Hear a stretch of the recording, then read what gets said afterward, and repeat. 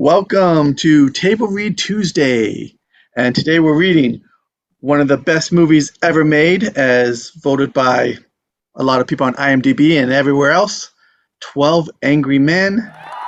If you haven't seen it, go watch it. But tonight we're going to read the script that, did you say, Angelina, it got an Academy Award or the Oscar for Best Screenplay, I believe? I ask her right as soon as she leaves. But it won a lot of awards, and if you haven't seen it, definitely go watch it. So we're going to go around and introduce our readers today. And so, Heather, please. Hello, my name is Heather Lee Cameron, and today I'll be playing Juror 6 and Juror 9. I've never seen this movie, but I'm looking forward to acting it out. I love you all. After we read it, you're going to have to find it and see it at some point. I've got a lot of movies I've got to see, but I'll focus on one at a time. So, all right. And next, Vicki. Hi, I'm Vicki Dykes. This is an excellent script. I was in a live play in 2015, and let me tell you, a girl likes to say I was in a play with 12 men, even if they are angry. Awesome. And Don. Don Lampasoni here. I'll be reading some actions, Juror number 2, a couple other parts at the end. It's been a while since I've seen this, but I know that it's a good, great, excellent, amazing script. Absolutely. And Toni. Hello, Toni Flora playing Juror number 8 today, as well as the judge. Thanks again for having me, as always. Thank you for being here, as always. Angelina. Hi, I'm Angelina, and I'll be playing 7 and 11, just like the story. All right, we better get done before 11 or you're close. Just kidding. Remember those days? No. And we have brand new to Table Read Tuesday, Jerome. Hi, everybody. Thanks for having me. Thrilled to be reading with you. I know you're going to enjoy this. I'm Jerome St. Jerome, reading Jurors number 4 and number 10. Thank you. All right. And afterwards, we'll have everybody do an outro and tell more where you can find them and what they've been up to. So we are reading the 1957 version of the script. There is a remake of the movie that came out in 1997. And we found that this script may have missing pages and may have some gaps in it. So we might come across that. And also, this is a shooting script that has some scene directions, and we're going to skip over some of those ones that are specific to that. We'll read the action descriptions, but we'll skip over the rest for all those watching. All right. And with that, Don, please take us away. 12 Angry Men by Reginald Rose. Note: the notes on characters are extremely brief, since it is felt that what they are and who they are will be revealed in their dialogue and actions during the course of the film. Foreman, 35 years old, assistant high school football coach, a small, petty man who is at first weary and then impressed with the authority he has, handles himself quite formally, not overly bright, but dogged. Juror number 2, 38 years old, bank clerk, a meek, hesitant man who finds it difficult to maintain any opinions of his own, easily swayed, and usually adopts the opinion of the last person to whom he has spoken. Juror number 3, 40 years old, head of messenger service, a very strong, very forceful, extremely opinionated man within whom can be detected a streak of sadism. A humorless man who is intolerant of opinions other than his own and accustomed to forcing his wishes and views upon others.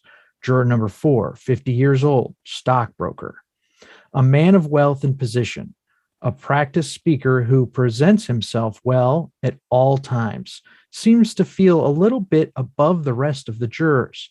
His only concern is with the facts in this case, and he is appalled with the behavior of the others, constantly presenting himself combing his hair, cleaning his nails, etc. Juror number 5, 25 years old, mechanic, a naive, very frightened young man who takes his obligations, in this case, very seriously, but who finds it difficult to speak up when his elders have the floor.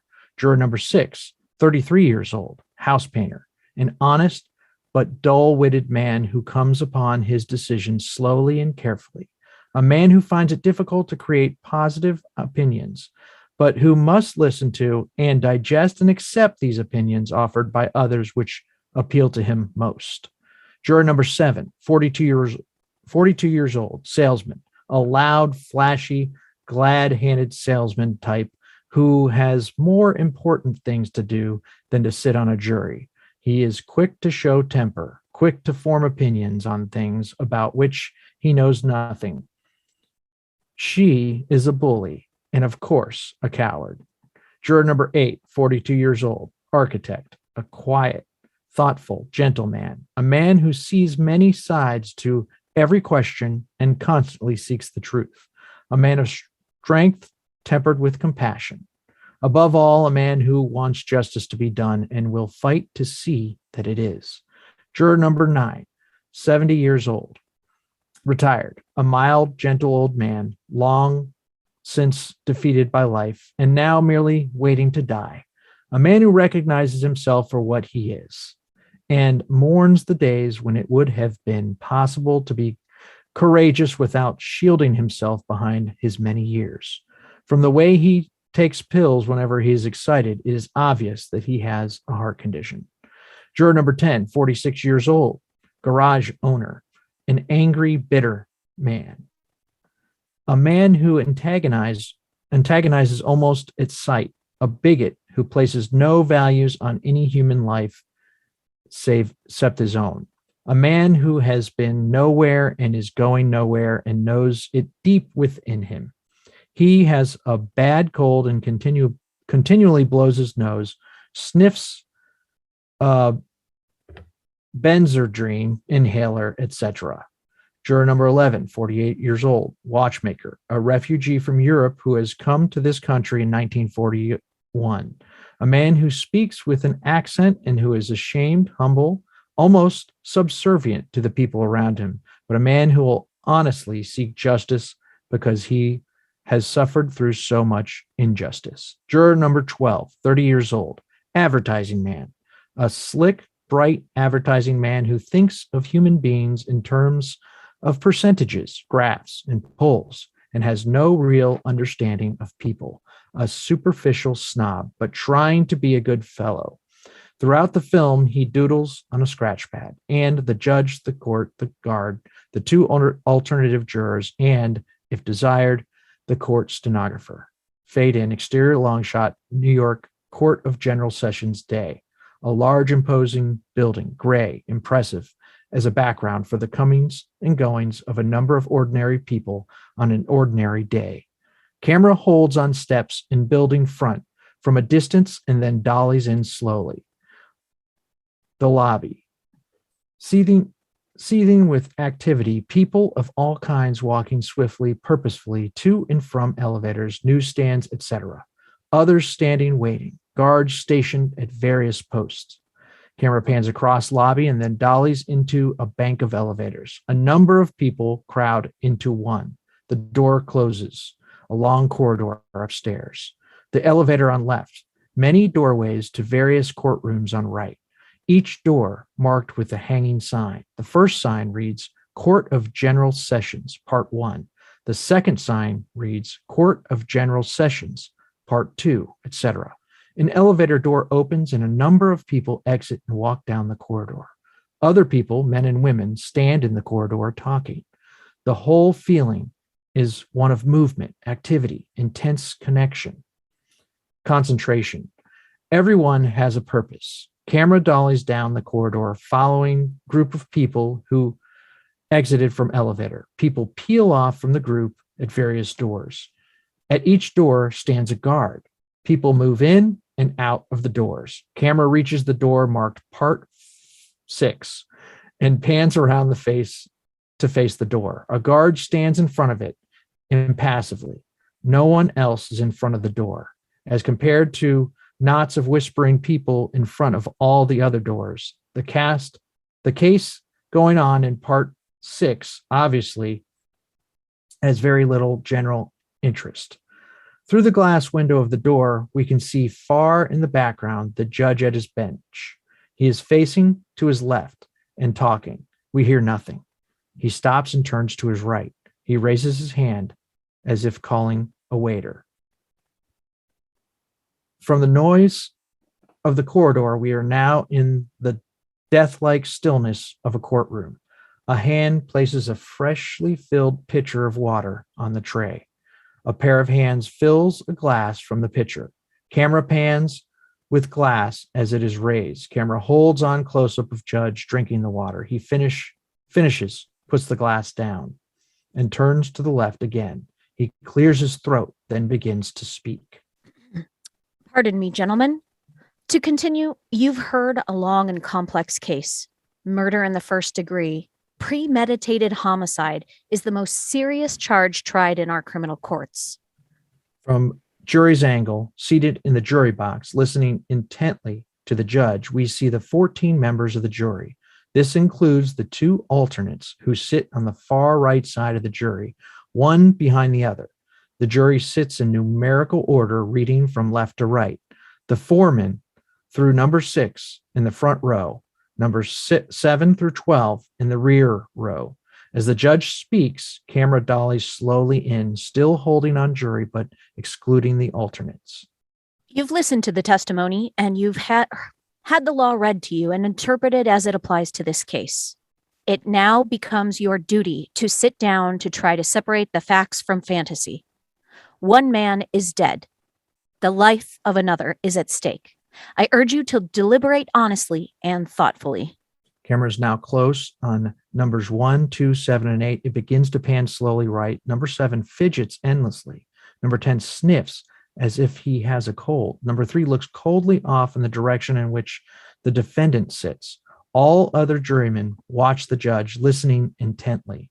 As the judge finishes his lines, camera is on number 5, 6, 11, and 12. If there is reasonable doubt in your minds as to the guilt of the accused, a reasonable doubt, then you must bring me a verdict of not guilty. If, however, there is no reasonable doubt, then you must, in good conscience, find the accused guilty. However you decide, your verdict must be unanimous. In the event you find the accused guilty, the bench will not entertain a recommendation for mercy. The death sentence is mandatory in this case. The judge pauses for a moment. There is a stillness in the room. The judge's profile fills the left side of the frame. In right background, we see the jury box. I don't envy your job. You're faced with a grave responsibility. Thank you, gentlemen.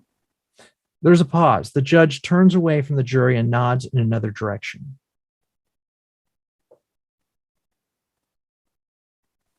The alternate jurors are excused. All of their heads turn to camera right. Self-consciously, the 2 alternates rise and move awkwardly out of the jury box. When they are gone, we hear the clerk. The jury will retire. The members of the jury look hesitantly at each other, each reluctant to be the first to stand. Finally, number 3 stands up. Then the others begin to rise and file slowly off left until the jury box is empty. They file through a long corridor, then through one door, then another. They are silent, serious. All we hear is the sound of their footsteps.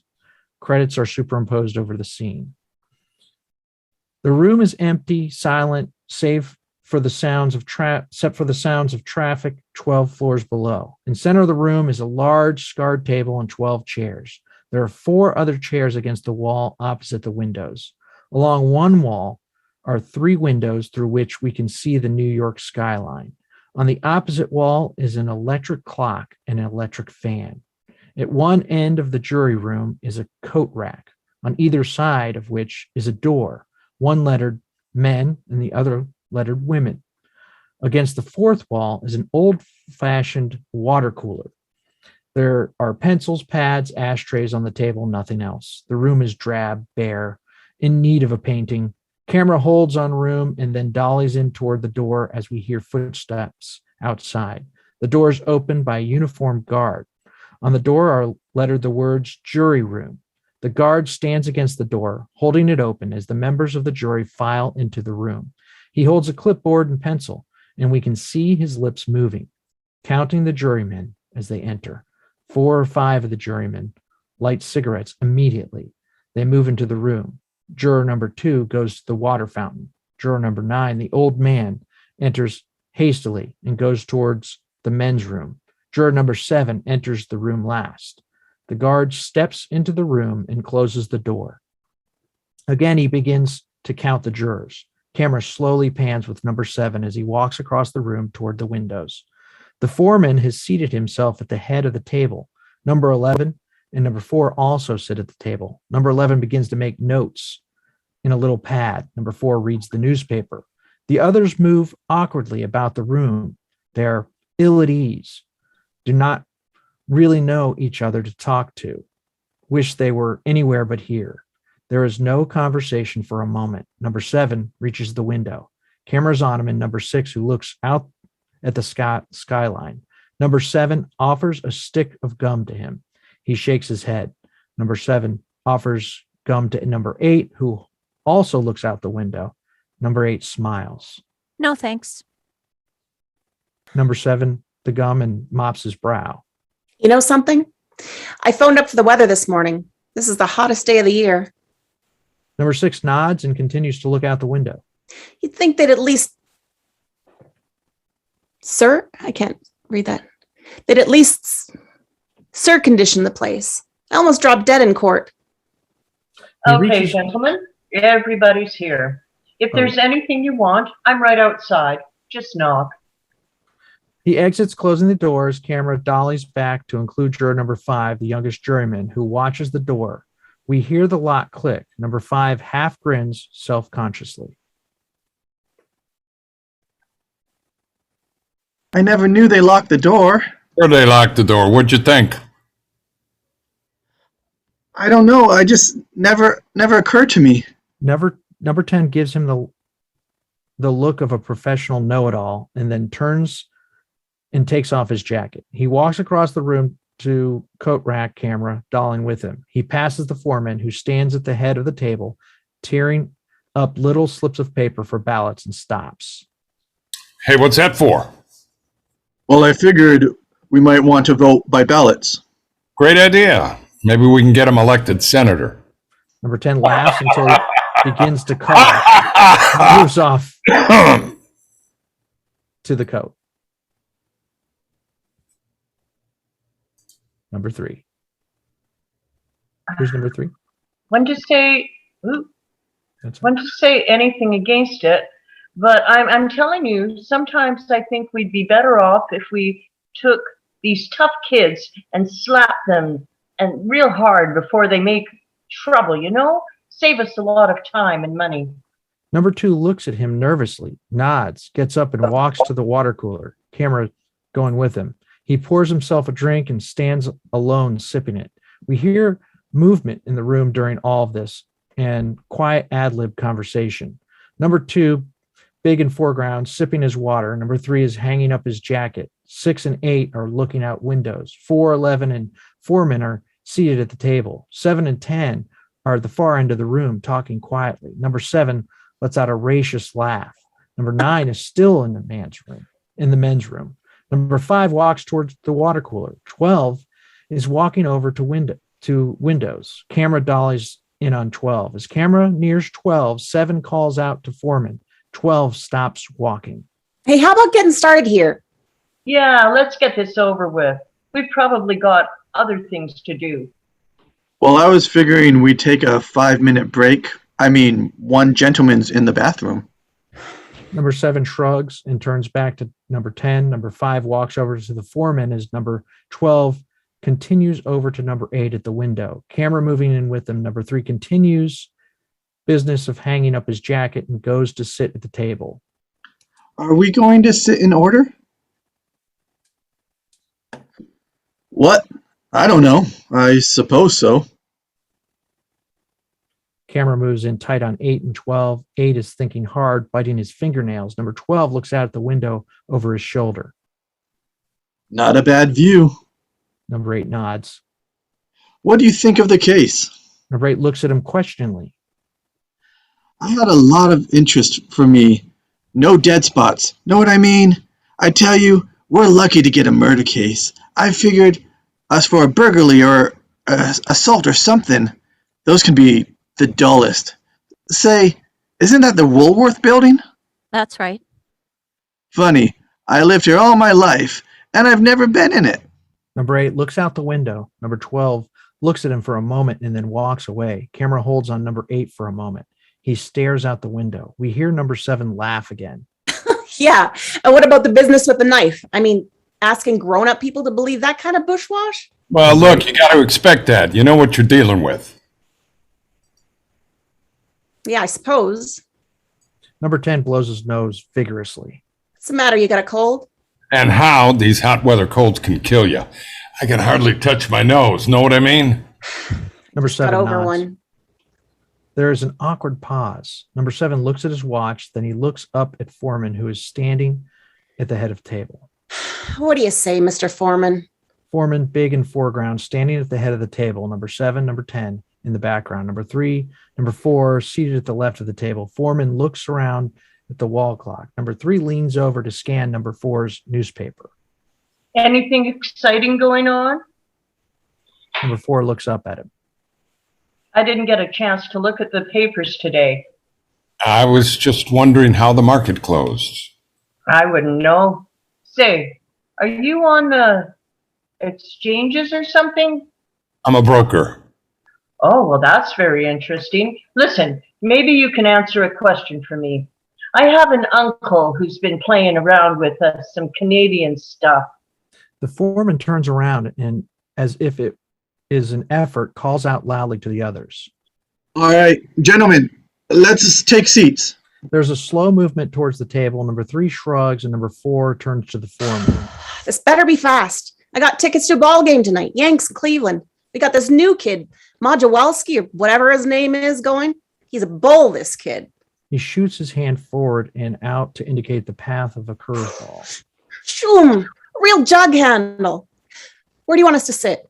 When he gets used to this minor authority, he will enjoy it. Right now, he's still nervous. Well, I was thinking we ought to sit in order by jury numbers. 2, 3, 4, and so on. If that's okay with you, gentlemen. What's the difference? I think it's reasonable to sit according to number. Let it be.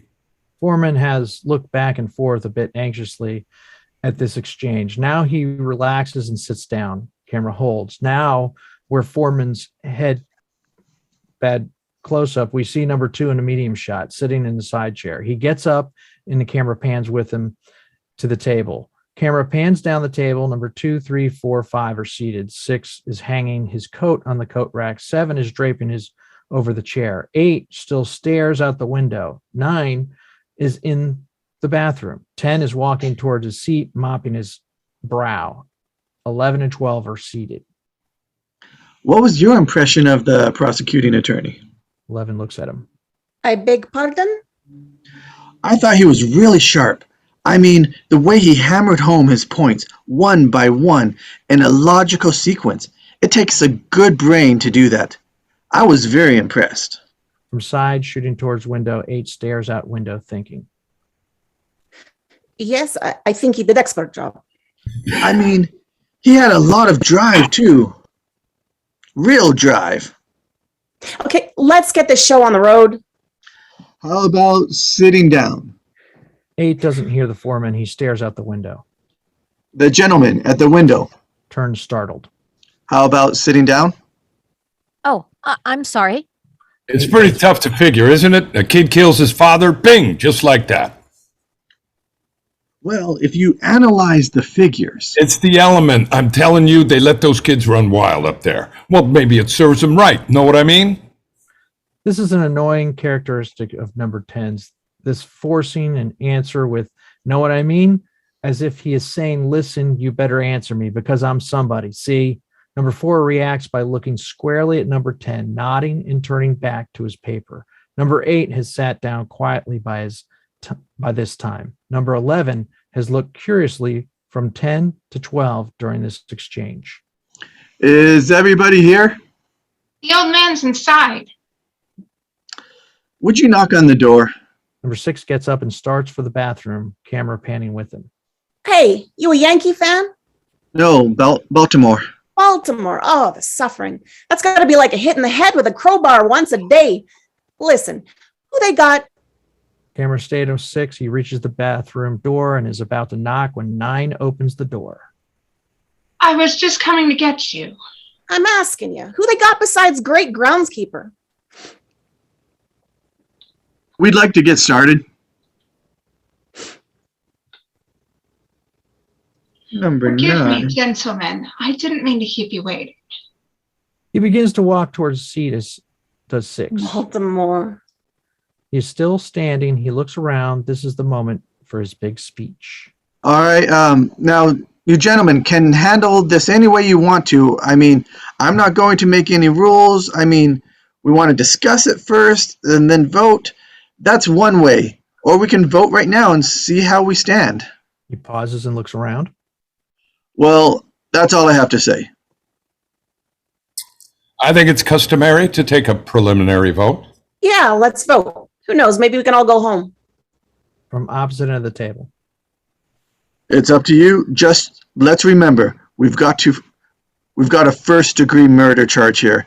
If we vote guilty, we send the accused to the electric chair. That's mandatory. I think we all know that. Come on, let's vote. Yeah, let's see who's where.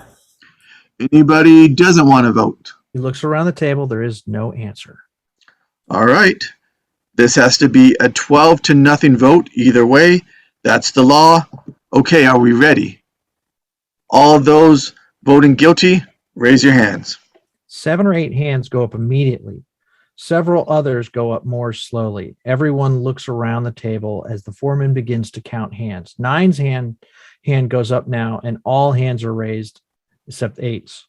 9, 10, 11. That's 11 for guilty. Okay, not guilty. He slowly raises his hand. 1. Right. Okay, 11-1 guilty. Now we know where we are. Boy, oh boy, there's Lowers always his hand. one. 8 doesn't look in his direction. So what do we do now? Well, I guess we talk. Boy, oh boy. Well, look, do you really think he's innocent? I don't know. I mean, let's be reasonable. You sat in court and heard the same things we did. The man's a dangerous killer. You could see it. He's 19 years old. Well, that's old enough. He knifed his own father 4 inches into the chest. It's pretty obvious. I mean, I was convinced from the first day. Well, who wasn't? I really think this is one of those open and shut things. They prove it in a dozen different ways. Would you like me to list them for you? No, Then what do you want? nothing. I just want to talk. Well, what's there to talk about? 11 men in here agree. Nobody had to think about it twice except you. I want to ask you something. Do you believe his story? I don't know whether I believe it or not. Maybe I don't. So what'd you vote not guilty for? There were 11 votes for guilty. It's not easy for me to raise my hand and send a boy off to die without talking about it first. Well, who says it's easy for me? No one. What, just because I voted fast? I think the guy's guilty. You couldn't change my mind if you talked for 100 years. I'm not trying to change your mind. It's just we're talking about somebody's life here. I mean, we can't decide in 5 minutes. Suppose we're wrong. There's a pause. Number 7 looks at 8. Suppose we're wrong. Supposing this whole building fell on my head. You can suppose anything. That's right. What's the difference how long it takes? We honestly think he's guilty. So suppose we finish in 5 minutes. So what? Let's take an hour. The ball game doesn't start till 8. Number 7 looks angrily at him for a moment come and then on. suddenly breaks into a smile as if to say, what am I beating myself up over? Don't need these. Number 7 makes Oh, we the do. curveball motion with his hand again. Shoo. He settles back in his chair, smiling. No one says a word for a moment. Well, who's got something to say? He looks at number 2. Foreman looks around the table. Some of them shrug, others merely sit. He looks at number 9. I'm willing to sit for an hour. Great. I heard a pretty good story last night. That is not what we're sitting here for. 10 and 8 speak across 9, who turns from one to the other. Camera shoots over shoulders of 4 and 5. All right, then you tell me, what are we sitting here for? 8 looks at him, trying to phrase the following. They wait. Maybe for no reason. I don't know. Look, this boy's been kicked around all his life. You know, living in a slum, his mother dead since he was 9. He spent a year and a half in an orphanage while his father served a jail term for forgery. That's not a very good head start. He's a wild, angry kid, and that's all he's ever been. You know why he got that way? Because he was knocked on the head by somebody once a day, every day. He's had a pretty terrible 19 years. I think maybe we owe him a few words. That's all. He looks around the table. 9 nods slowly. I don't mind telling you this, mister. We don't owe him a thing. He got a fair trial, didn't he? What do you think that trial cost? He's lucky he got it. Know what I mean? Look, we're all grown-ups in here. We heard the facts, didn't we? Now, you're not going to tell us that we're supposed to believe that kid, knowing what he is? Listen, I've lived among them all my life. You can't believe a word they say. You know that. I mean, they're born liars. There's a pause. Only an ignorant man can believe that. Now listen. Do you think you were born with a monopoly on the truth? I think certain things should be pointed out to this man. He is annoyed at this statement. All right, it's not Sunday. We don't need a sermon in here. What he says is very dangerous. All right, that's enough. He glares at 9. 9 half rises, but then feels 8's hand firmly on his arm, gently pulling him down. He sits down, turns away from 10, and looks briefly at 8. 8 looks calmly, firmly back, and in his look, there's an understanding and sympathy. I don't see any need for arguing like this. I think we ought to be able to behave like gentlemen. Right. If we're going to discuss this case, let's discuss the facts. I think that's a good point. We have a job to do. Let's do it. Number 2 rises and walks around the table. Camera pans with him till it reaches number 11 and 12. Foreman is still on camera. Number 2 goes off to his jacket to get a package of cough drops and returns during the next lines. Number 12 doodles steadily on his pad. Number 11 watches him. He draws a cereal box. Maybe if the gentleman who disagrees down there could tell us why, tell us what he thinks, we could show him where he's probably mixed up. 12 looks at 11 and sees him watching his doodling. He holds up his drawing for him to see. Rice Pops. This is the one of the products I work on at the agency. The breakfast with the built-in bounce. I wrote that line. 11 smiles in spite of himself. Very catchy. If you don't mind. Oh, I'm sorry. I have this habit of doodling. It keeps me thinking clearly. We're trying to get someplace here. We can sit here forever. Well, look, this is an idea. I'm just thinking out loud, but it seems to me it's up to convince the gentleman that we're right and he's wrong. Maybe if we each took a minute or two, mind you, this is just a quick idea. No, I think that's a good one. Supposing we go around the table. Anything. Let's start it off. Okay, how about you go first? Not me. I think we ought to go in order. He takes his gum out of his mouth and looks for a place to throw it. Finally, he lets fly.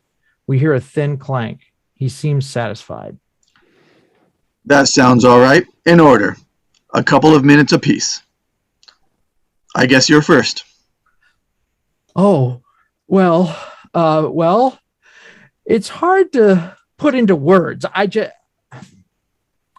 think he's guilty.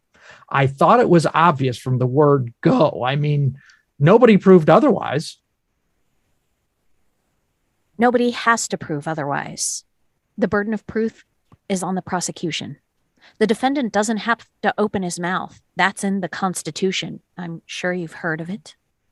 Well, sure, I've heard of it. I know what it is. What do I mean? Well, the man is guilty. I mean, somebody saw him do it. He looks around helplessly and then looks down. Camera pans over to 3, who has been watching 2, waiting his turn. 2 now in close-up turns to the others. Okay. Now, here's what I think, and I have no personal feelings about this. I'm talking facts. Number 1, let's take the old man who lived on the 2nd floor, right underneath the room where the murder took place. At 10 minutes after 12 on the night of the killing, he heard loud noises in the apartment upstairs. He said it sounded like a fight. And then he heard the kid shout out, "I'm going to kill you." A second later, he heard a body fall, and he ran to the door of his apartment, looked out, and saw the kid running down the stairs and out of the house. And then he called the police. They found the father with a knife in his chest. And the coroner fixed the time of death at around midnight. Right. I mean, there are facts for you. You can't refute facts. This boy is guilty. Look, I'm as sentimental as the next guy. I know the kid is only 19, but he's still got to pay for what he did. I'm with you. All right, next. Number 3 and 5 listen closely to this quiet, imposing, meticulous man. He takes off his eyeglasses, waving them as he talks. It was obvious to me, anyway, that the boy's entire story was flimsy. He claimed he was at the movies during the time of the killing, and yet 1 hour later, he couldn't remember what films he saw or who played in them. That's right. Did you hear that? You're absolutely right. No one saw him going in or out of the theater. Listen, what about that woman across the street? If her testimony don't prove it, nothing does. That's right. She was the one who actually saw the killing. Let's go in order here. 10 rises with a handkerchief. Just a minute. Here's a woman. He blows his nose. Here's a woman who's lying in bed and can't sleep. He begins to walk around the table, wiping his tender nose and talking. Camera follows him. She's dying with the heat. Know what I mean? Anyway, she looks out the window, and right across the street, she sees the kid stick the knife into his father. The time is 12:10 on the nose. Everything fits. Look, she's known the kid all his life. His window is right opposite hers, across the L tracks, and she swore she saw him do it. Number 10 is now standing behind 6 and looking across the table at 8. Camera shoots over at 8's shoulder. 10 wipes his nose. Through the windows of a passing elevated train. Right. This L train had no passengers on it. It was just being moved downtown. The lights were out, remember? And they proved in court that at night you can look through the windows of an L train when the lights are out and see what's happening on the other side. They proved it. I'd like to ask you something. You don't believe the boy. How come you believe the woman? She's one of them too, isn't she? He is suddenly angry. You're a pretty smart gal, aren't you? He takes a step towards 8, sitting calmly there. Number 10 strides towards 8. The foreman rises in a seat, and 3s and 5 jump up and move towards 10. Hey, let's take it easy. 3 and 5 have reached 10, who looks angry at 8. 3 takes 10's arm. What's she so wise about? I'm telling you. Come on, sit down. What are you letting him get you all upset for?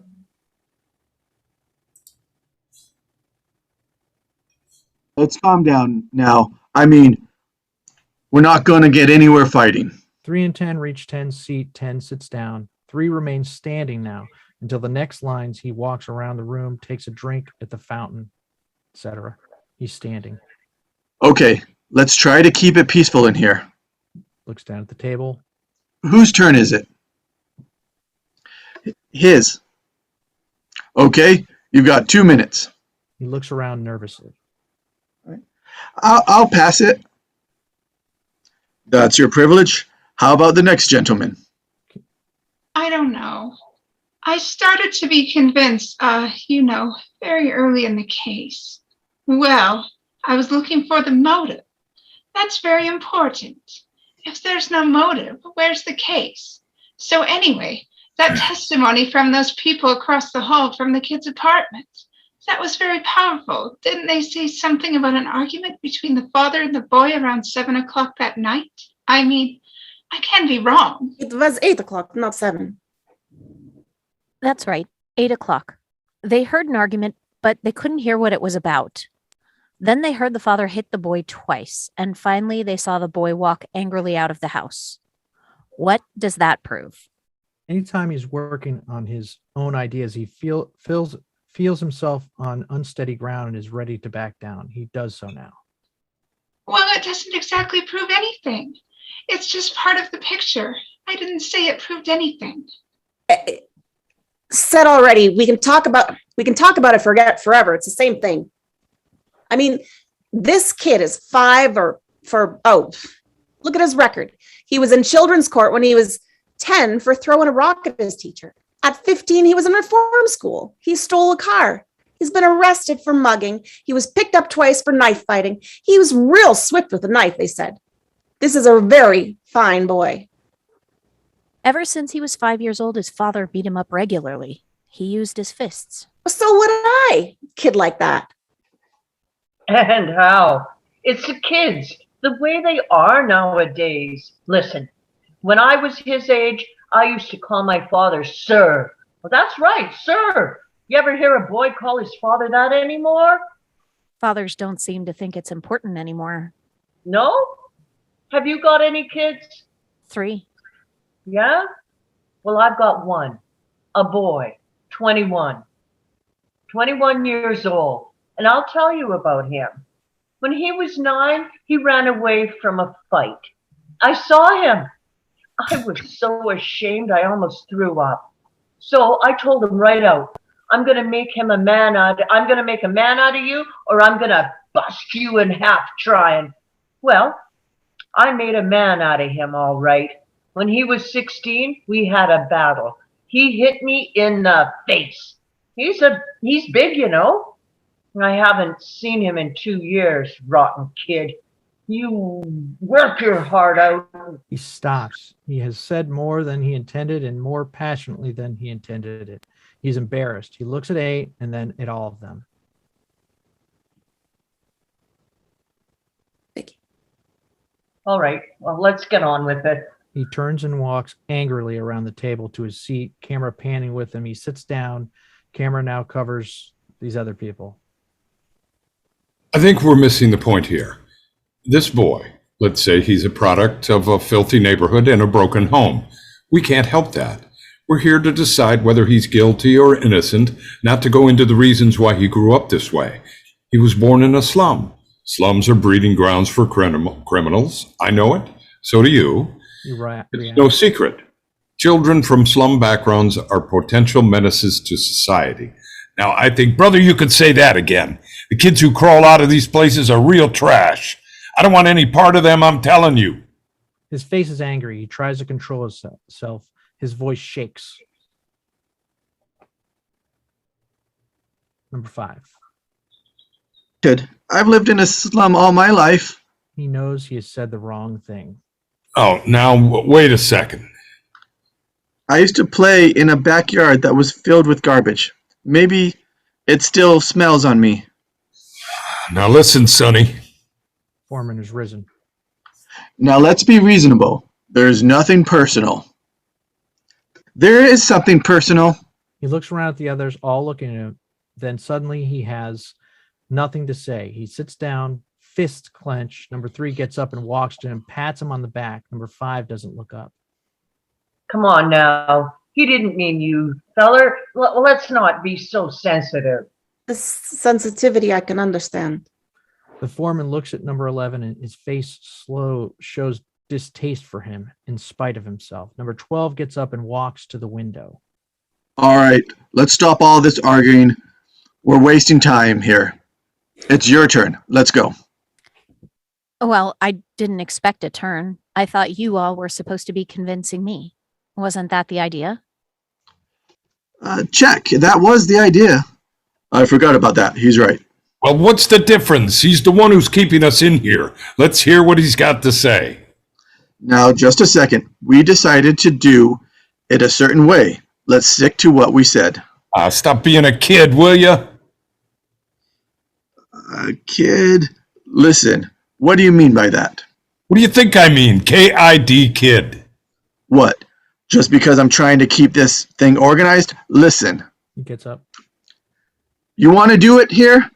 You sit here. You take the responsibility. I'll just shut up. That's all. Listen, what are you getting so hot about? Calm down, will you? Don't tell me to calm down. Here's the chair. You keep going? Smooth and everything? What do you think? It's a snap? Come on, Mr. Foreman. Let's see how great you'd run the show. Did you ever see such a thing? You think it's funny or something? 12 walks over to him from the window. Take it easy. The whole thing's unimportant. He glares up at 12. Unimportant? You want to try it? No, listen. You're doing a beautiful job. Nobody wants to change. The foreman turns away from 12 and looks at the rest of the jury. He's embarrassed now. For a moment, he tries to think of something to say. Then abruptly, he sits down. Camera holds on him. He looks down at the table.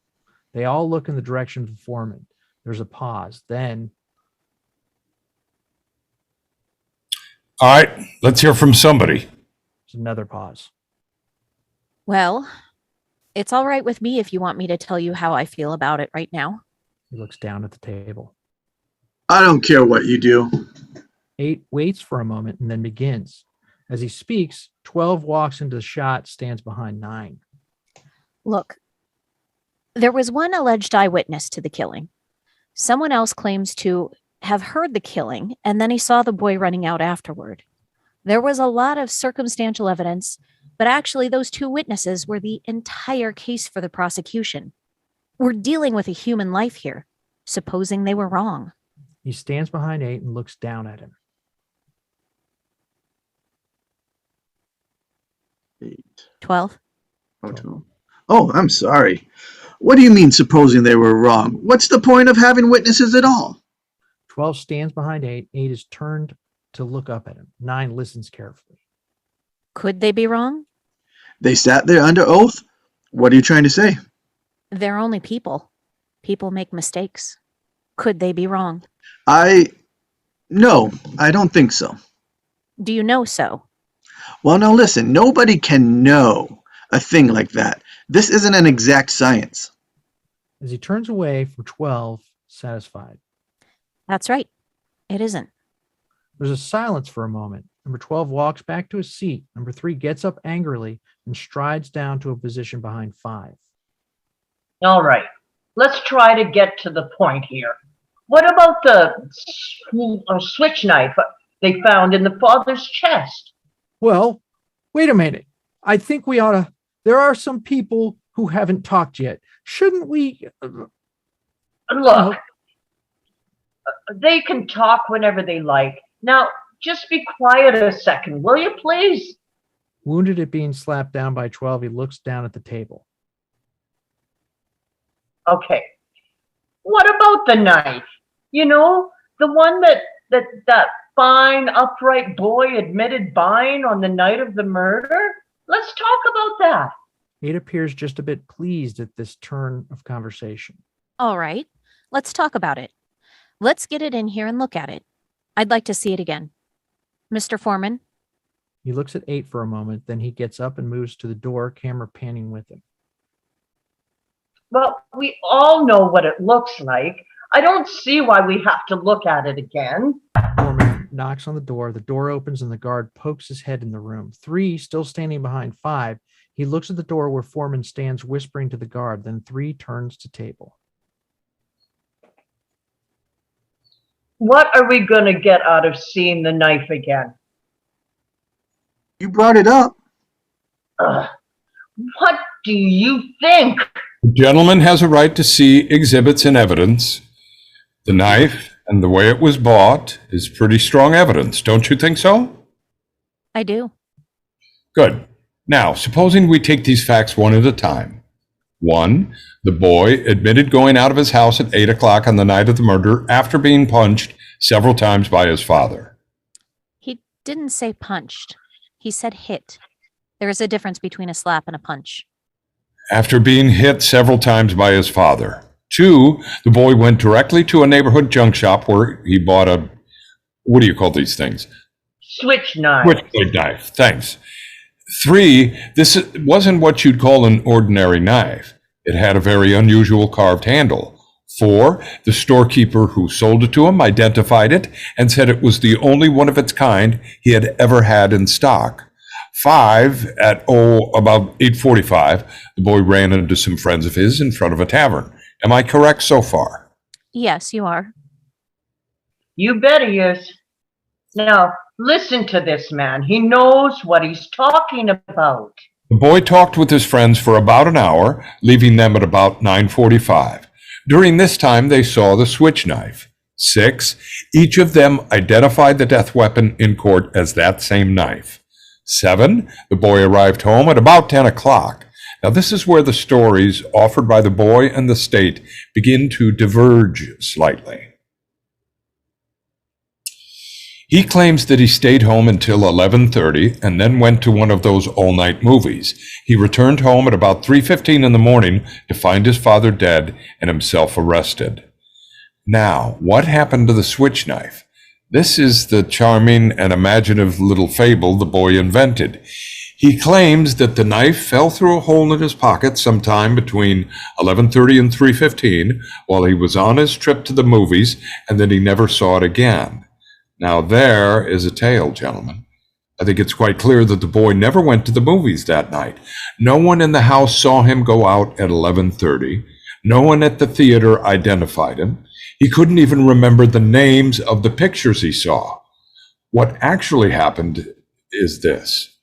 The boy stayed home, had another fight with his father, stabbed him to death with a knife at 10 minutes after 12, and fled from the house. He even remembered to wipe the knife clean of fingerprints. It opens. The guard enters carrying a curiously designed knife with a tag hanging from it. Number 4 walks into the shot and takes the knife from the guard. He turns and moves back to his seat as the guard exits. He stands behind his seat holding the knife. Camera is now at the angle, which includes 4, 5, 9, 8, all of them. Everyone connected with the case identified this knife. Now, are you trying to tell me that it really fell through a hole in the boy's pocket and that someone picked it up off the street, went to the boy's house and stabbed his father with it just to be amusing? No, I'm saying that it's possible that the boy lost the knife and that someone else stabbed his father with a similar knife. It's possible. He flicks open the blade of the knife and jams it into the table. Camera dollies back to show the knife on the table. Jurors 2, 5, 10, 11, and 12 get up and crowd around to get a better look at it. Take a look at that knife. It's a very unusual knife. I've never seen one like it. Neither had the storekeeper who sold it to the boy. Aren't you trying to make us accept a pretty incredible coincidence? I'm not trying to make anyone accept it. I'm just saying anything that it's possible. I'm just saying that it's possible. Standing next to 4 is suddenly infuriated at 8's calmness. He leans forward. And I'm saying it's not possible. He stands for a moment in silence, then he reaches into his pocket and swiftly withdraws a knife. He holds it in front of his face and flicks open the blade. Then he leans forward and sticks the knife into the table next to the other. Stuck into the table side by side, each exactly alike, there is an immediate burst of sound in the room. What is this? What is it? Oh, How'd you like that? 8 is standing away from the table watching. 3 looks up at him. What are you trying to do? yeah, what's going on here? Who do you think you are? In the group of faces, he has taken the knife out of the table and is holding it. Look at it. It's the same knife. Watching them closely, a few steps back from the group, the ad-lib hubbub still goes on. Quiet, quiet, let's be quiet. Noise begins to subside. He takes the knife from 5's hand and speaks to 8, who stands at left of frame. Where'd you get it? I was waiting for a couple hours last night, just thinking. I walked through the boy's neighborhood. The knife comes from a little pawn shop 3 blocks from his house. It costs $2. It's against the law to buy or sell switchblade knives. That's right. I broke the law. 3 pushes in next to 4. He is much too angry for the situation. Others look at him peculiarly as he speaks. Listen, you pulled a real bright trick here. Now, supposing you tell me what you proved. Maybe there are 10 knives like that. So what? Maybe there are. 3 is silent for a minute. He knows that a tiny dent has been made in the case. He sputters. So what does that mean? What do you think it is? It's the same kind of knife. So what's that? The discovery of the age or something? This does not change the fact that it would still be an incredible coincidence for another person to have made the stabbing with the same kind of knife. That's right. He's right. The odds are 1,000,000 to 1. It is possible. He looks calmly at 8 and speaks quietly. But not very probable. Knife to begin with. Well, he claims that. I know. He bought it as a present for a friend of his. He was going to give it to him the next day because he busted the other kid's knife, dropping it on the pavement. That's what he said. Baloney. The friend testified that the boy did break his knife. Yeah. And how long before the killing? 3 weeks, right? So how come our noble lad bought this knife 1 half hour after his father smacked him, and 3.5 hours before they found him shoved up here in the father's chest? Well, he was going to give the knife to his friend. He just wanted to use it for a minute. Scattered laughter. Ha ha ha. Waits till the laughter dies Ha down. ha ha ha. Do you? You don't have to ask me that. You know my answer. He lied. Do you think he lied? Can't answer immediately. He looks around nervously. Well, I don't know. You wait a minute. He starts to stride around the table past 4, 5, and 6. What are you? The kid's lawyer or something? Who do you think you are to start cross-examining us? Listen, there are still 11 of us in here who think he's guilty. 3 is standing behind 7 now. Right. What do you think we're going to accomplish? You're not going to change anybody's mind. So if you want to be stubborn and hang this jury, go ahead. Kid will be tried again and found guilty, sure as he's born. Camera pans with him as he walks past his seat. He stands behind it. 3, 7, 9 are included in the shot. 3 standing behind 7's seat. You're probably right. So what are you going to do about it? We can't be here all night. It's only one night. A boy may die. 7 glares at 9, but has no answer. 8 sits down. Brother, anybody got a deck of cards? There's a silence. 3 starts a walk over to the coat rack to get some cigarettes from his jacket. Camera holds center on 8. For a moment, the room is quiet. I don't think he ought to joke about it. What do you want me to do? 2 would like to say something to 7, but darn. 10 slams his hand down on the table. Listen, I don't see what all this stuff about the knife has to do with anything. Somebody saw the kid stab his father. What more do we need? You guys can talk the ears right off of my head. Know what I mean? I got 3 garages of mine going to pot while you're talking. Let's get done and get out of here. Watching, waiting, writing. Now some of them begin to fold up their slips and pass them back to the foreman. As the passing back begins, camera begins to move down, centering on the entire jury. By the time all of the slips are back, the camera is shooting over his shoulder of Foreman. He stacks the slips on the table next to him. Then he looks over at 8. Looking back at Foreman waiting, he looks at 8, down to the table. He picks up the first slip, opens it, and reads. That one must have been one of the skipped pages. Guilty.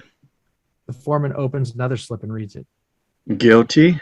Now camera begins a long pan around the table, catching a close-up of each face. The foreman reads off the slips. No one moves. Each man waits tensely. Guilty. Guilty. Guilty. Guilty. Guilty. Guilty. Guilty. Camera is now on 10. He waits anxiously. Not guilty. 10 shows instant anger. We hear a quick babble of shots. A hand slams down on the table. He seems to relax a bit. He starts back for his seat. The foreman reads off the last ballot. Guilty. Boy, how do you like that? Another chap flicks his wig. All right, who was it? Come on, I want to know. Excuse me. This was a secret ballot. We agreed on this point. No, if gentleman wants to remain secret. There are no secrets in a jury room. You know who it was. He stands up and walks over to Five's seat, camera panning to him. Five turns and looks at him. He stares down at Five. Brother, you're really something. You come in here and you vote guilty like everybody else, and then this golden-voiced preacher over here starts to tear your heart out with stories about a poor little kid who just couldn't help becoming a murderer. So you change your vote. If that isn't the most sickening, why don't you drop a quarter in his collection box? Five listens to this, his face growing darker and angrier. Toward the conclusion of the speech, he begins to rise to his feet, facing Three. Now wait a minute. But Three turns his back on him and starts to walk away. Camera holds on Five, then he starts out after Three. Who do you think you are to talk like? Three has his back to Five. Five reaches out and takes his shoulder. Who do you think you are? Three takes him off angrily, shakes him off angrily, and turns to face him. Four is on his feet swiftly now and slips in between them. He takes Five's arm. All right, let's calm down. Who do you think he is? Does he think he is? Four leads Five back to his seat, camera panning with him. I mean, did you see him? Just sit down. He's very excitable. Forget it. It doesn't matter. Excitable? You mean I'm excitable? You're trying to put a guilty man into the chair where he belongs, and all of a sudden somebody's telling us fairy tales, and we're listening. Number two leans back. Take it easy. What do you mean, take it easy?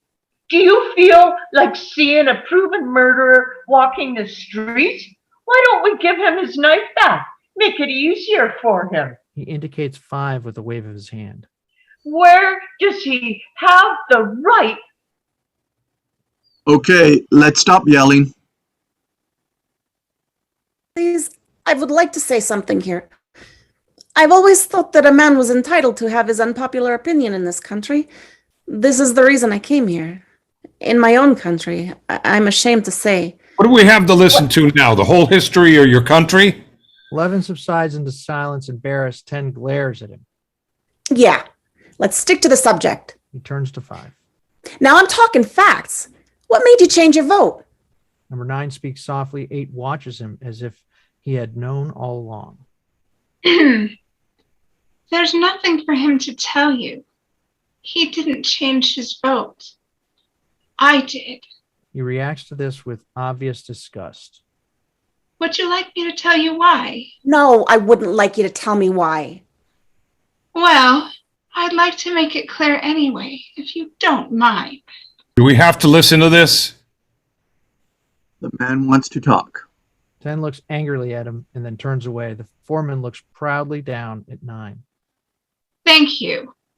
This gentleman has been standing alone against us. He doesn't say the boy is not guilty. He just isn't sure. Well, it's not easy to stand alone against the ridicule of others, even when there's a worthy cause. 7 raises his eyes to heaven, shakes his head in disgust, and gets up. He turns his back on 9 and heads for the men's room. 9 stands up and speaks spiritedly to his back. So he gambled for support, and I gave it to him. I respect his motives. The boy on trial is probably guilty, but I want to hear more. Right now, the vote is 10-2. The bathroom door slams shut. 9 takes one step toward it, furious at 7's arrogance. I'm talking here! You have no right to! But he is stopped by 8's hand on his shoulder. He turns to 8. Can't hear you. He never will. Let's sit down. 9 nods and slowly takes his seat, spent with his effort. 8 remains standing, looking down at him. Well, if the speech is over, maybe we can go on. I thought we ought to take a break. One man's inside there. Let's wait for him. Foreman stands up and camera pans with him as he walks around the table to where the 2 knives are stuck into the table. He plucks the tagged one out and closes it. Number 4 opens up his newspaper and begins to read it. 3 gets up and standing behind his chair stretches. We hear murmured ad-lib conversations and the sound of several other jurors getting up. The foreman goes to the door, camera holding on him. He knocks. The door opens and the guard pokes his head in. The foreman hands him the knife. The guard closes the door. Foreman walks back to his seat, camera dollying back to him.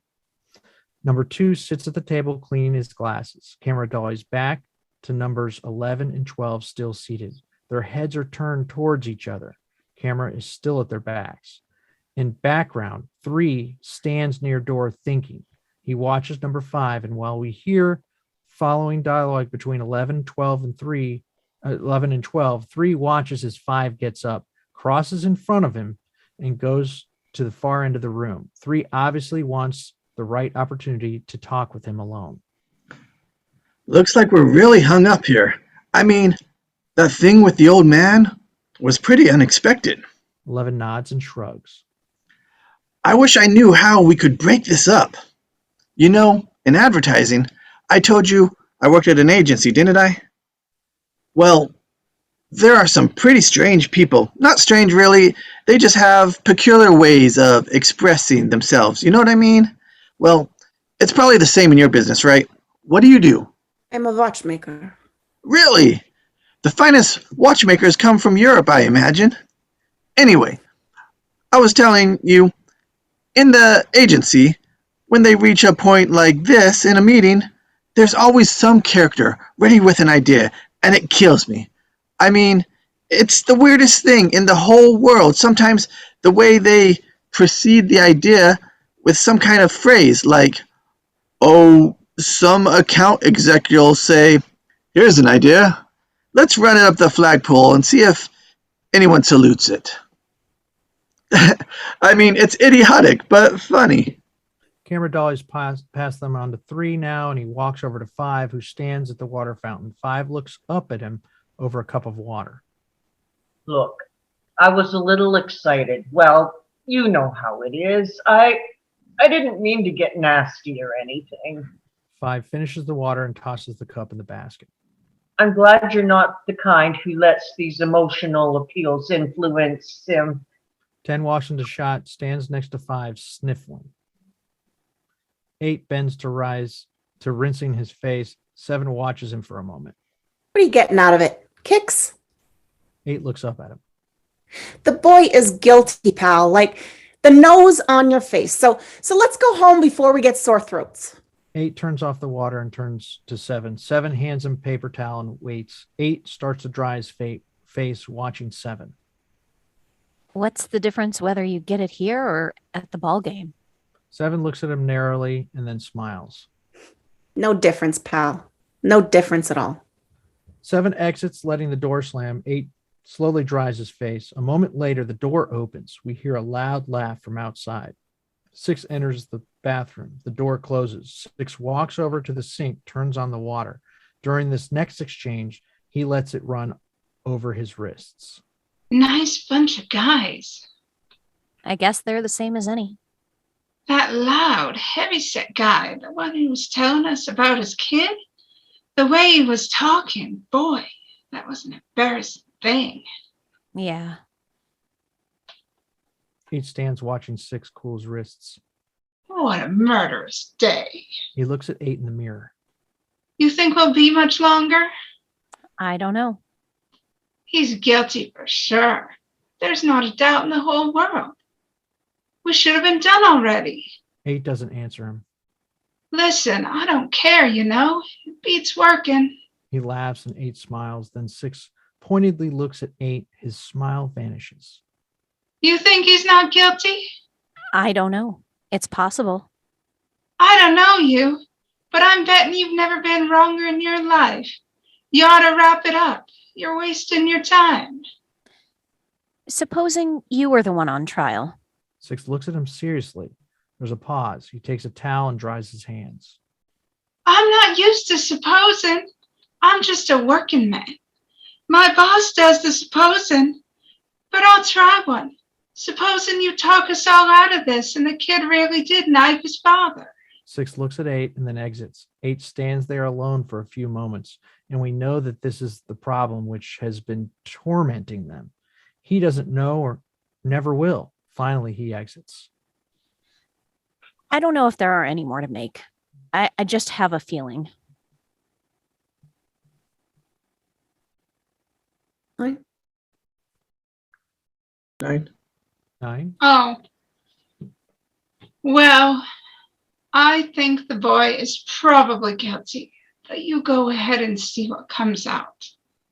For the time being, it's a little less one-sided. That's all.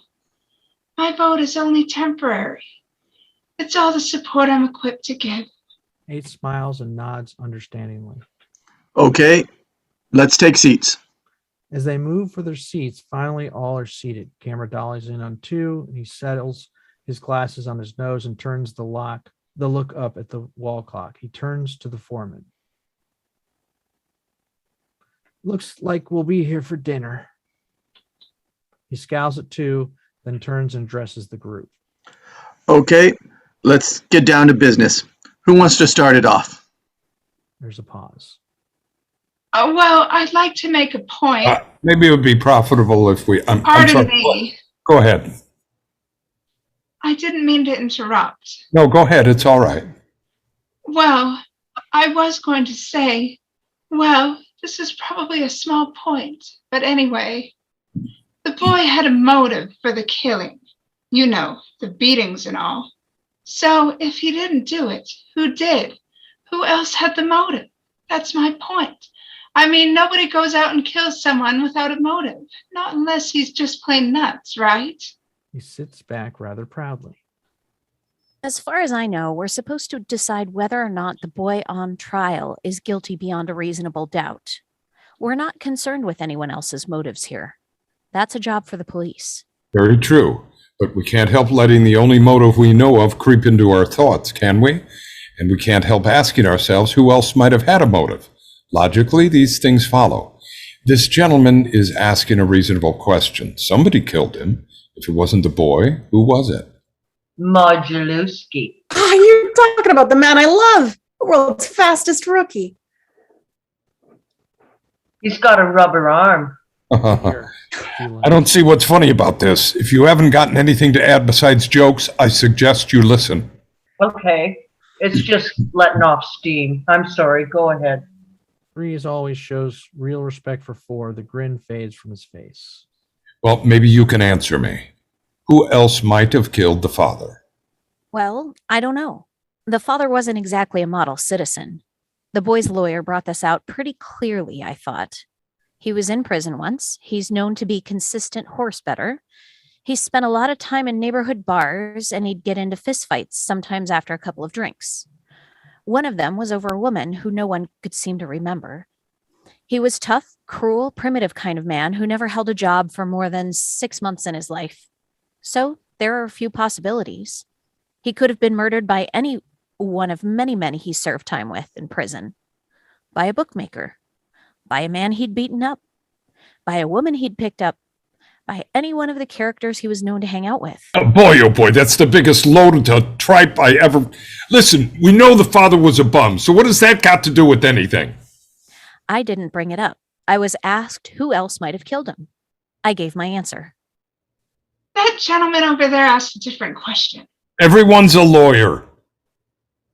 Down to 9. Listen, as long as you joined the discussion, supposing you answer this question. The old man. There's no need to be sarcastic. He looks unwaveringly at 3. 3's face hardens. He stares at 8. Would you please answer this question for me? Sir, The old man who lived downstairs heard the kid yell out, "I'm going to kill you." A split second later, he heard a body hit the floor. Then he saw the kid run out of the house. Now, what does all of that mean to you? 8 is still standing. He looks down at 9. 9 doesn't have an answer, obviously. He looks up at 8, then down the table. 8 looks across at 3. I was wondering how clearly the old man could have heard the boy's voice through the ceiling. I didn't hear it.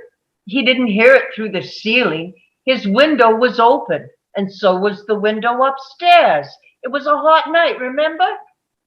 The voice came from another apartment. It's not that easy to identify a voice, especially a shouting voice. He identified himself in court. He picked the boy's voice out of 5 other voices, blindfolded. That's not the same. He knows the boy's voice very well. They've lived in the same house for years. But to identify it positively from the apartment downstairs, isn't it possible that he was wrong? That maybe he thought the boy was upstairs and automatically decided that the voice he heard was the boy's voice? I think that's a bit far-fetched. You said a mouthful. Well, what have you got to say about it? I don't know. It doesn't sound right to me. Well, supposing you think about it. He looks down at 12, who has drawn a crude picture of an elevated train. Camera dollies in on them. Lend me your pencil. 12 gives it to him. 3 bends over 12 and starts to draw a tic-tac-toe pattern on the same sheet of paper upon which 12 has drawn the train. You know, I don't think he would have shown the knife to his friends that time. Listen, what difference does it make? 3 has finished the tic-tac-toe pattern. He fills in an X, hands the pencil to 12. Your turn. We might as well pass the time. He watches this tic-tac-toe business, suddenly angry for the first time. Well, I don't know if it makes a difference or not. Listen to the boy. And 8 is up on his feet, walking fast towards 12's seat, camera panning with him. 12 has just finished making an O and is handing pencil to 3. 8 reaches down and snatches the paper off the table. 3 whirls around. Wait a minute. This isn't a game. Who do you think you are? He lunges at 8, but is caught by numbers 11 and 12. The foreman hops into it, taking him by the arm.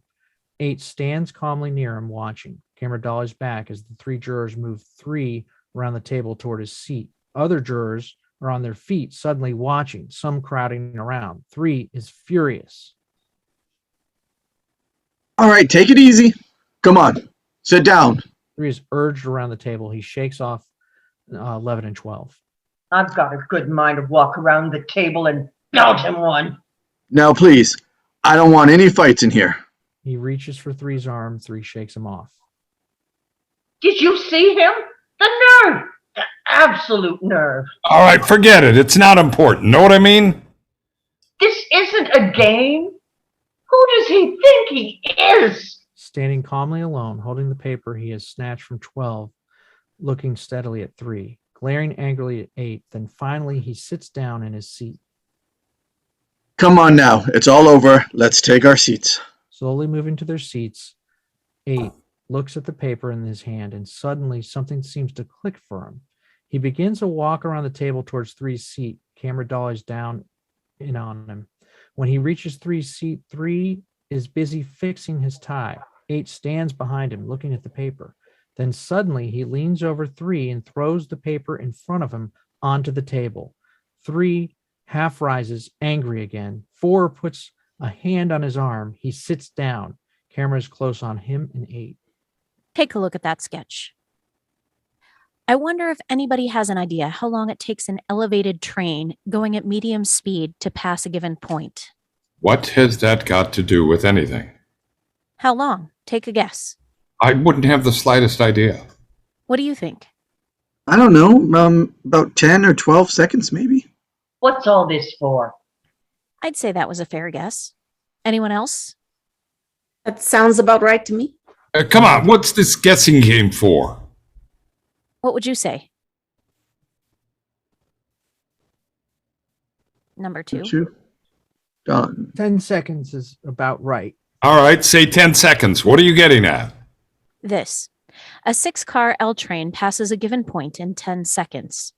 Now say that given point is the open window of the room in which the killing took place. You can almost reach out of the window of that room and touch the L tracks, right? Now, all right. Now let me ask you this. Has anyone here ever lived right next to the L tracks? Well, I just finished painting an apartment that overlooked an L line. I'm a house painter, you know. I was there for 3 days. What was it like? What do you mean? Noisy? Brother.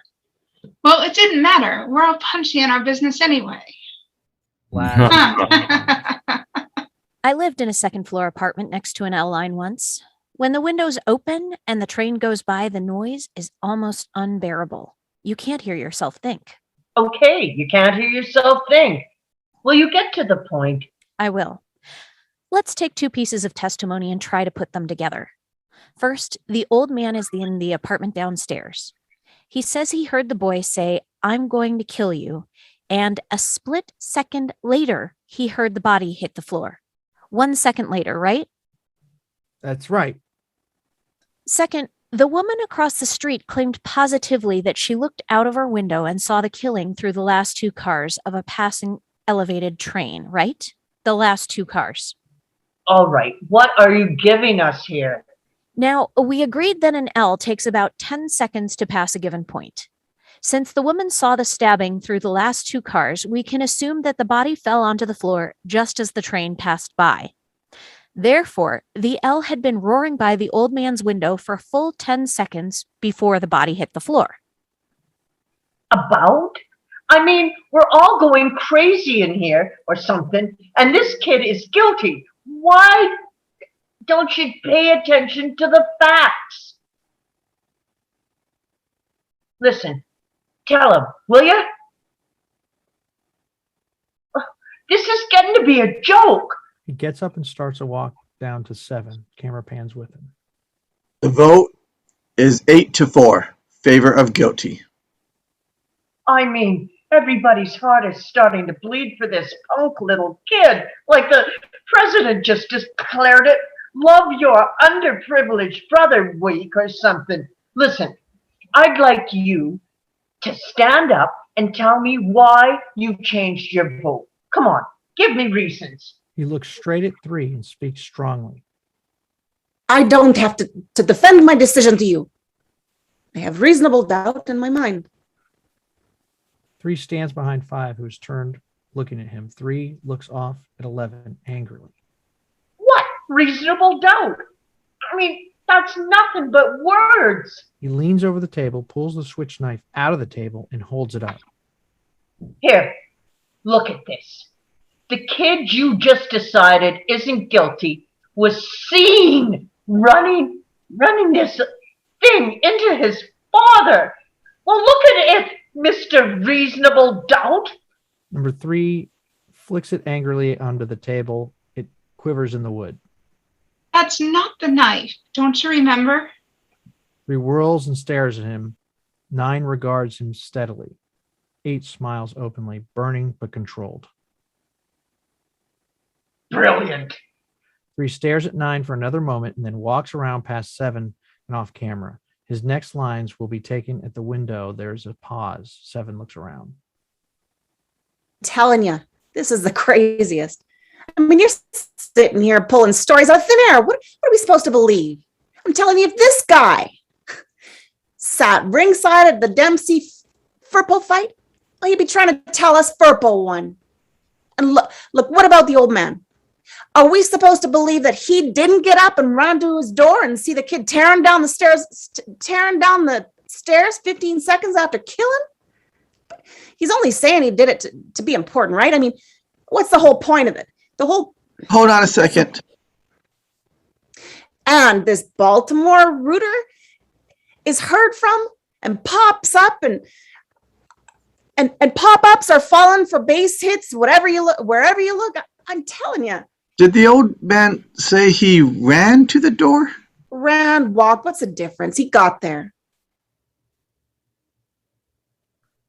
He said he ran to the door. At least I think he did. I don't remember what he said, but I don't see how he could run. He said he went from his bedroom to the front door. That's enough, isn't it? Where was his bedroom again? Down the hall somewhere. I thought you remembered everything. Don't you remember that? No. Mr. Foreman, I'd like to take a look at the diagram of the apartment. Ugh, why don't we have him run the trial over just so you can get everything straight? Mr. Foreman. I heard you. He rises and walks out of the shot towards the door. 3 standing at windows, glares at 8. Camera dollies in on 3. We hear business of door opening and closing during the next lines. All right, what's this for? How come you're the only one in the room who wants to see exhibits all the time? I want to see this one too. 3 starts to walk from the window, which will lead him to a positive direction behind 8. Camera pans with him. And I want to stop wasting time. Going to start wading through all that nonsense about where the body was found. 3 is standing behind 8 now. Camera's in the medium close-up on them both. 8 leans across the table towards 4's position. We're not. Not unless someone else wants to. I'd like to see if a very old man who drags one leg when he walks because he had a stroke last year can get from his bed to his front door in 15 seconds. He said 20 seconds. He said 15. Now I'm telling you, he said 20. What are you trying to distort? He said 15. How does he know how long 15 seconds is? You can't judge that kind of thing. He looks up at 3. He said 15 seconds. He was very positive about it. He's an old man. You saw him. Half the time he was confused. How could he be so positive about anything? Camera moves in for a big close-up of 3. He looks around angrily, unable to cover up his blunder. Then he walks out of the close-up and stalks around the table. Camera pans with him. The others watch.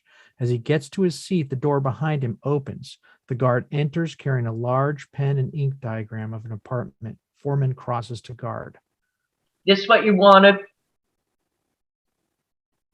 That's right. Thanks.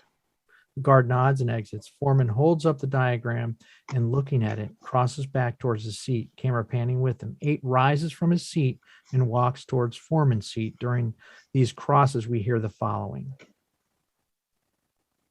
I don't see what we're going to prove here. The man said he saw the boy running out.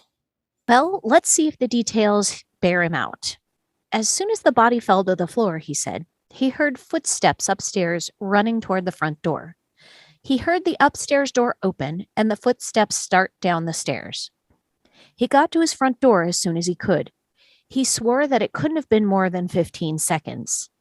Now, if the killer had been running immediately... Camera's now standing in front of the foreman at the head of the table.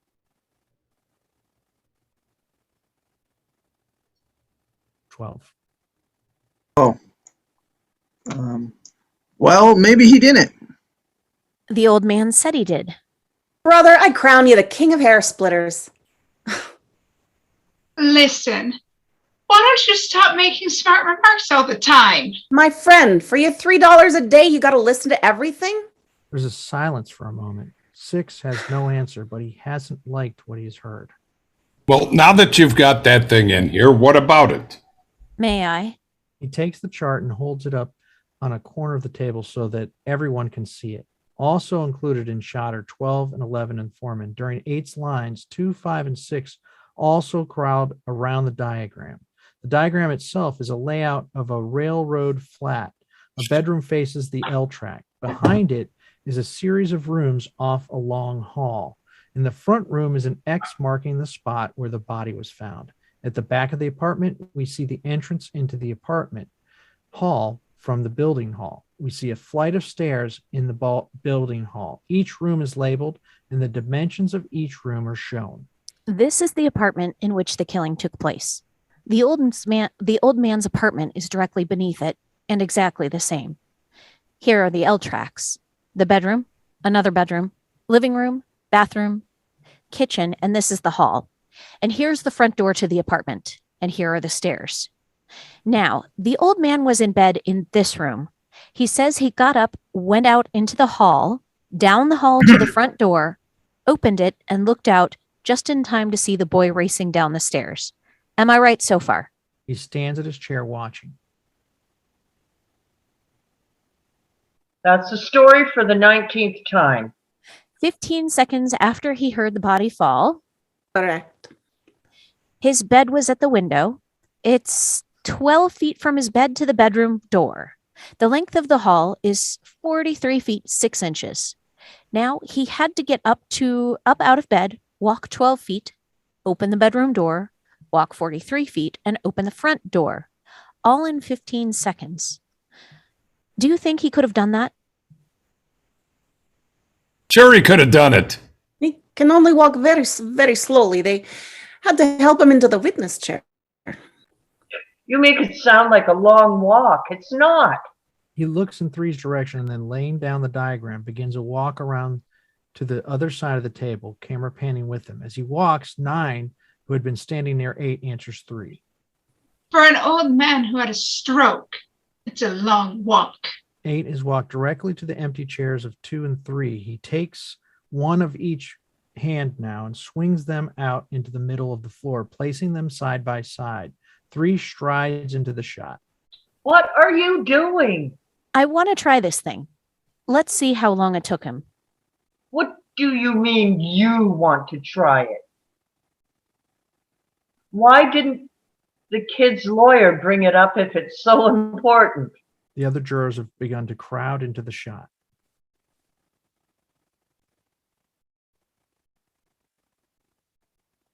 Oh, Well, maybe he didn't think of it. What do you mean didn't think of it? You think the man's an idiot or something? It's an obvious thing. Did you think of it? 10 moves a step or two towards 5. Listen, smart guy, it don't matter whether I thought of it. Okay, now. He didn't bring it up because he knew the answer had hurt his case. Now, what do you think of that? Okay. It's possible that he didn't bring it up because it would have meant badgering and bullying a helpless old man, something I don't think sits very well with a jury. Most lawyers avoid that kind of thing if they can. so what kind of bum is he then? That's what I've been asking. 7 shuts up, sorry that he's spoken. All right, let's say these chairs are the old man's bed. I'm going to pace off 12 feet, the length of the bedroom. He begins to do this, camera staying with him.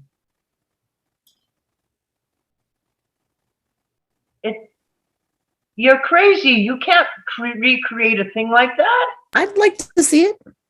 It's a ridiculous waste of time. Let him do it.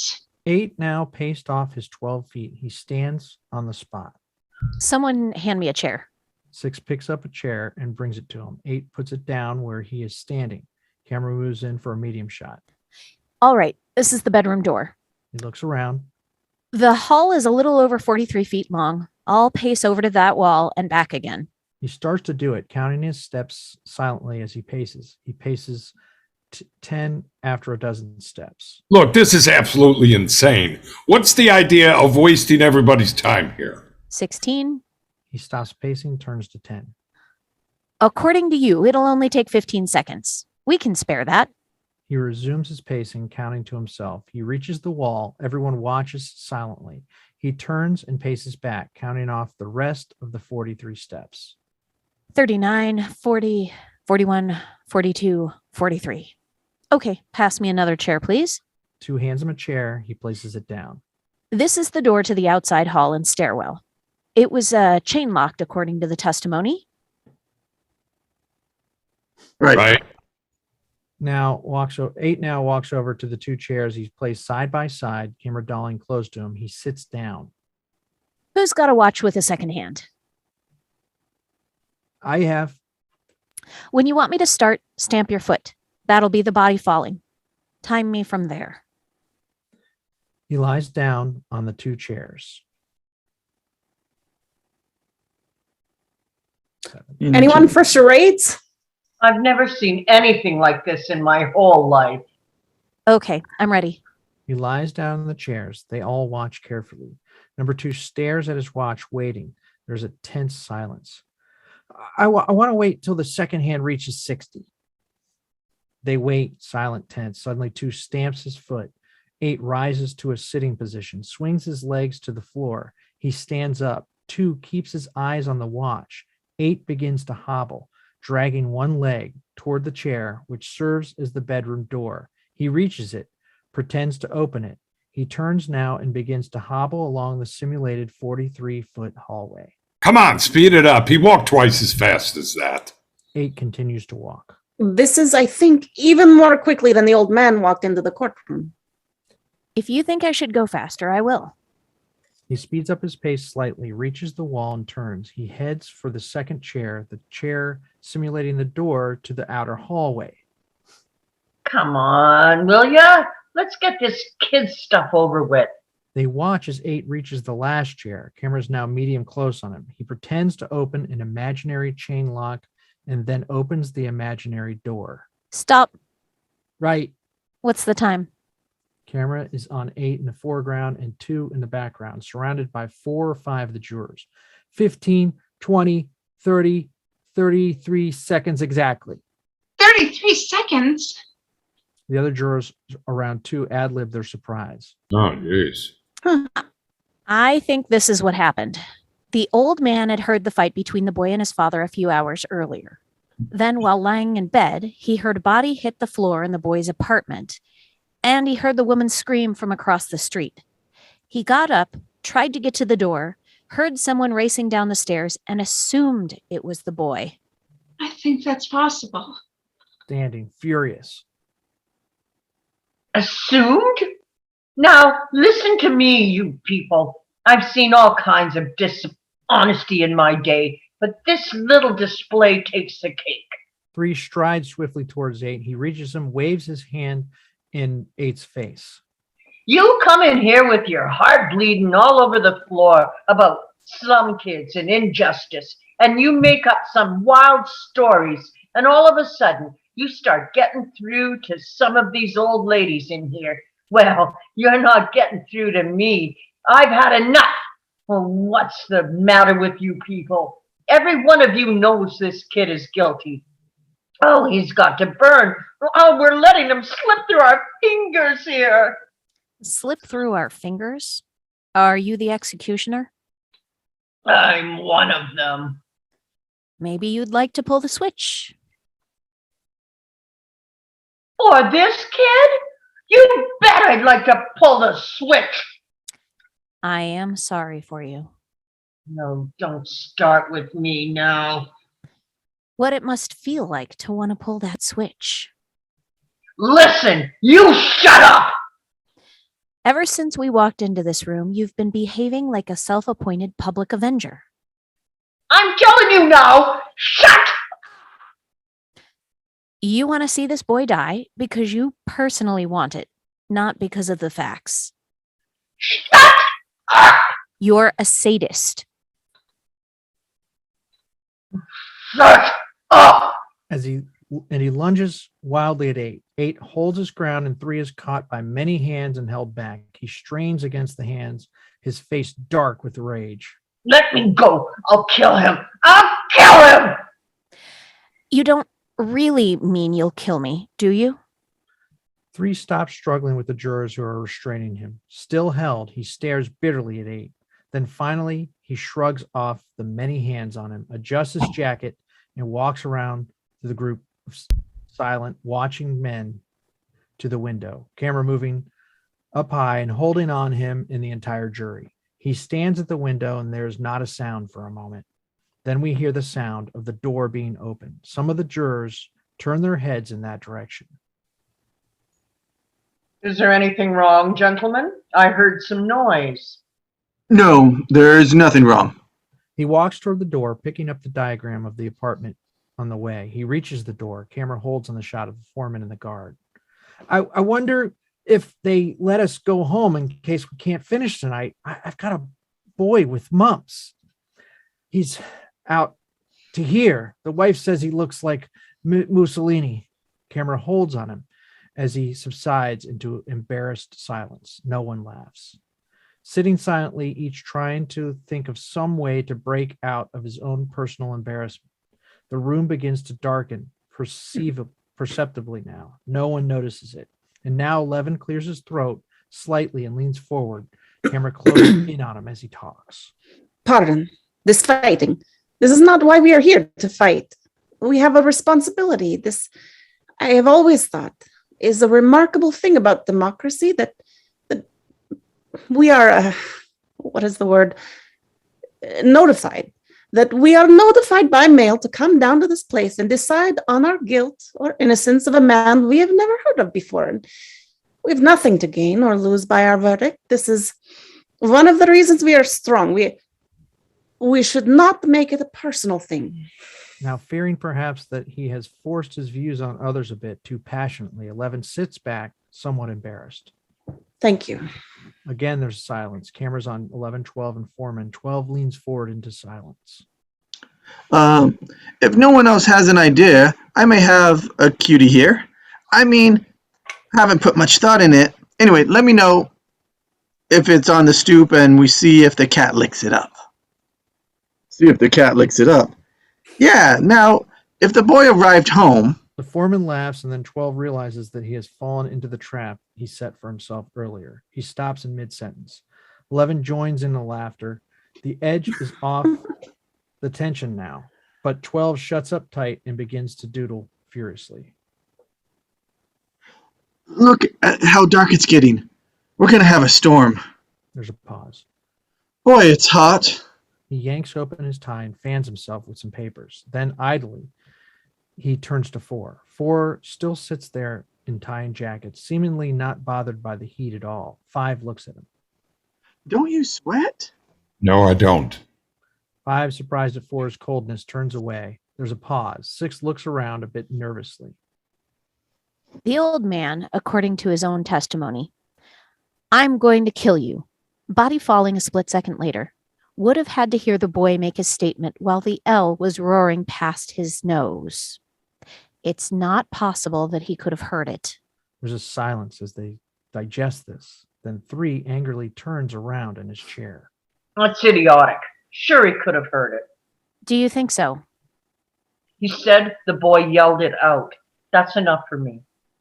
If he heard anything at all, he still couldn't have identified the voice with the L roaring by. 3 shoots to his feet, camera moving with him. He glares at 8. You're talking about a matter of seconds here. Nobody can be that accurate. 3 stands next to 8 now. Well, I kind of think that testimony, which could put a human being into the electric chair, should be reasonably accurate. 3 moves away from 8 down towards 5. Camera holds on him in the background. 8 in the foreground. 5 turns around in his seat. I don't think you could have heard it. Maybe he didn't hear it. I mean, with the L noise. What are you people talking about? Well, it stands to reason. You're crazy. Why would he lie? What's he got to gain? Attention, maybe. You keep coming up with these bright sayings. Why don't you send one in to a newspaper? They pay $3. He seems to shrink in his seat. He looks down at the table. 3 stares at the old man. 5 looks at 3. 6 rises and faces 3. He stares at him with frank disgust. He looks ready for almost any trouble 3 can name. He speaks quietly, but with great strength, heightened by his slow-witted sincerity. This is a man who is rarely aroused, but when he is afraid of nothing. What are you talking to him like that for? 3 looks at him and then turns disgustingly away. 6 reaches out and turns 3 firmly around by the arm, looks into his face. A guy who talks like that to an old man ought to really get stepped on, you know? Get your hands off me. 5 rises and makes a move towards 6. 6 looks at him briefly. He stops. 6 looks back at 3. Hey, let's not get into any fist fights in here. You ought to have some respect, mister. I said, let go of me. 6 pulls 3 firmly, strongly towards him. 3 helplessly stands there. If you say stuff like that to him again, I'm gonna lay you out. 6 releases 3 and steps away from him. 3 continues to stare harshly at him. 6 quietly turns in the direction of 9. Go ahead. You can say anything you want. Why do you think the old man might lie? Number 9 looks up and seems to take strength. 10 shows disgust. It's just that I looked at him for a very long time. The seam of his jacket was split under the arm. Did you notice it? I mean, to come into court like that. 9 pauses and 10 deliberately yawns. He was a very old man with a torn jacket, and he walked very slowly to the stand. He was dragging his left leg and trying to hide it because he was ashamed. I think I know him better than anyone here. This is a quiet, frightened, insignificant old man who has been nothing all of his life, who has never had recognition. His name in the newspapers. Nobody knows him. Nobody quotes him. Nobody seeks his advice after 75 years. That's a very sad thing to be nothing. A man like this needs to be recognized, to be listened to be quoted just once. This is very important. All listening to 9. Only 8 shows pity. 6 half understands. 3 is furious. 7 incredulous. It would be so hard for him to recede into the background when there's a chance to be... Now, wait a minute. Are you trying to tell us that he'd lied just so he could be an important once? No. He wouldn't really lie. But perhaps he'd make himself believe that he'd heard those words and recognized the boy's face. Well, that's the most fantastic story I've ever heard. How can you make up a thing like that? What do you know about it? I speak from experience. He lowers his head, embarrassed. His jaw hangs open. He stares at 9. There is absolute silence, punctuated only by the honking of a horn in the street. Then abruptly, 3 whirls about, and as camera pans with him, he stalks back to his seat. Frozen for a moment now as 3 sits down, 2 clears his throat and begins to unwrap a cough drop. 12 lights a cigarette. 6 begins to tap the dottle out of his pipe, but no one speaks. 9 sits with head bowed. 10 looks at him as if he were a bug on a pin. Ah, boy, oh boy. That's what I call a hot one. He lets out a short, mocking laugh, looking at 10, wishing he could crack him across the mouth. Okay, is there anything else?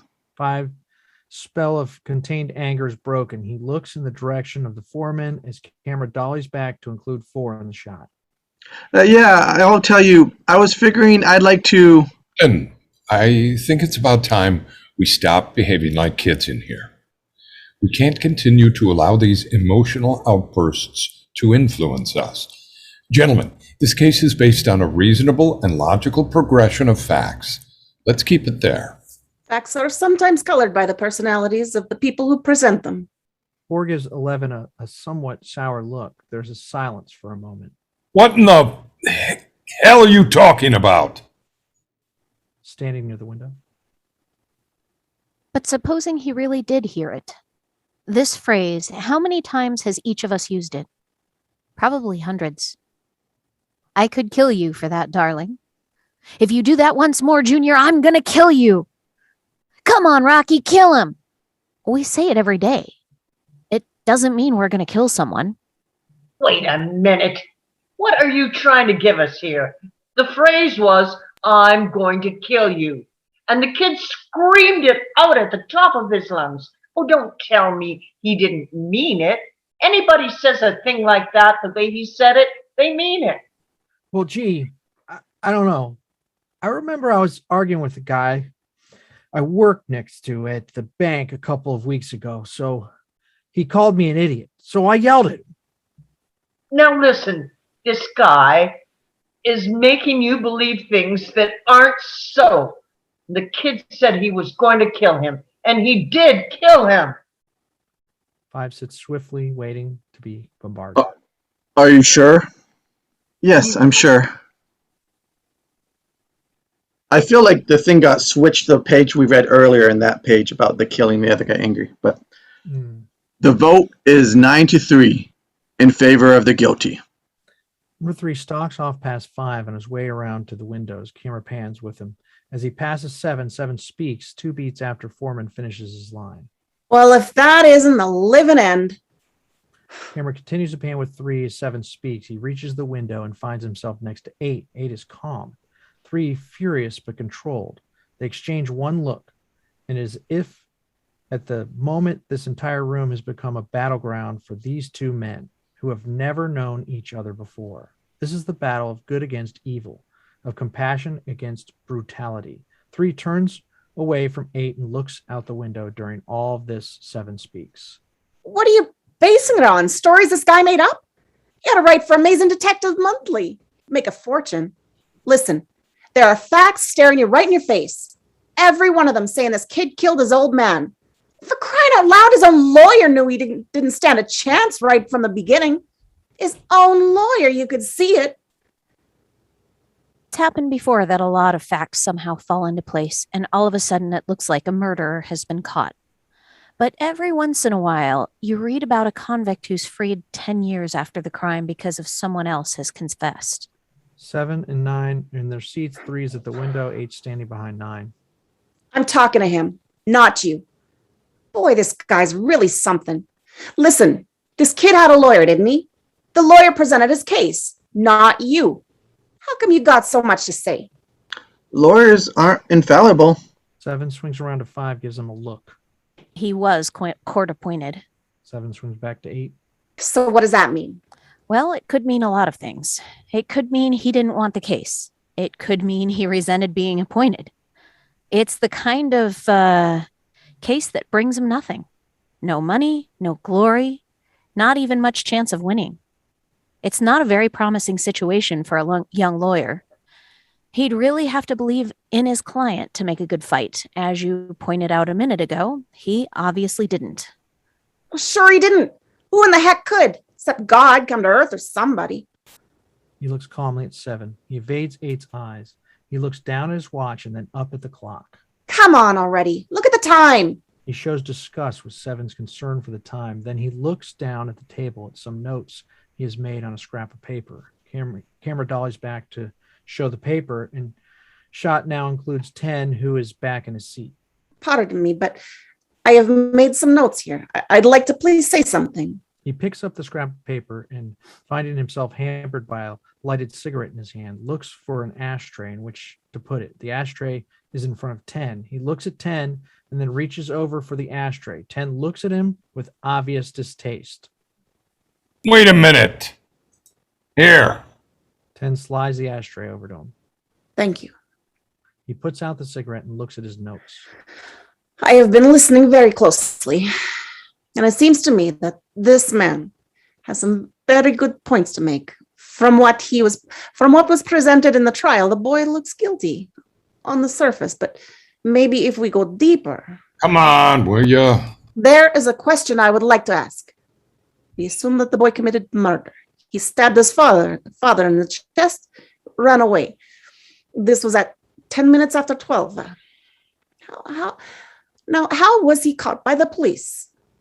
How come he came home at 3 o'clock or so and was captured by 2 detectives in the hallway of his house? My question is, if he really had killed his father, why would he come back home 3 hours later? Wouldn't he be afraid of being caught? He stands at the window listening.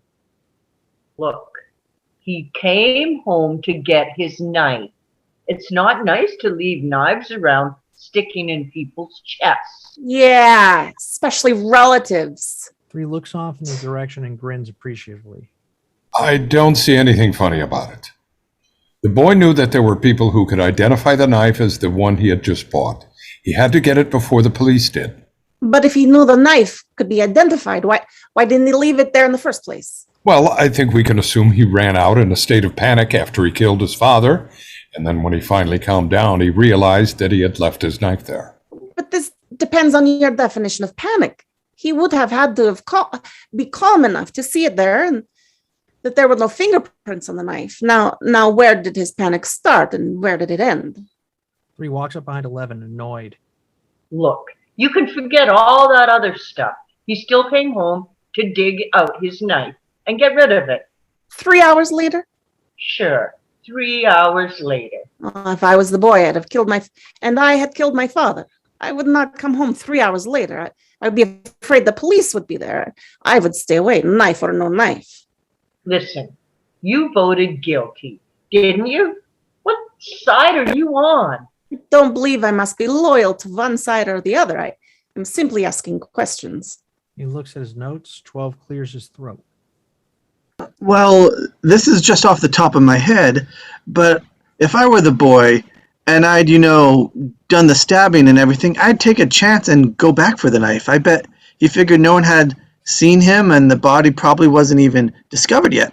After all, it was the middle of the night, and he probably thought no one would find the body till the next day. Pardon. Here's my whole point. The woman across the street testified that that the moment after she saw him killing, that is the moment after the L train went by. She screamed and then went to the telephone to telephone the police.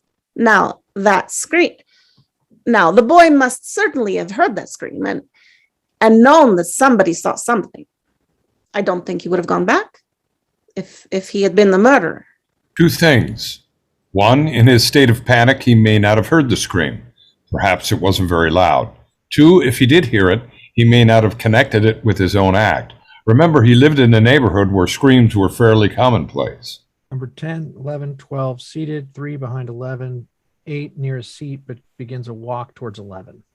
Right, there's your answer. Maybe he did stab his father, didn't hear the woman scream, ran out in a panic, did calm down 3 hours later, and came back to try to get the knife, risking being caught by the police. Maybe all of those things are so, but maybe they're not.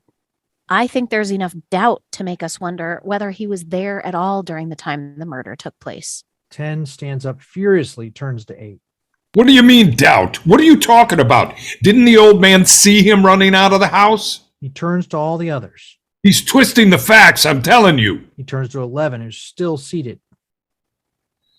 Did or didn't the old man see the kid running out of the house at 12:10?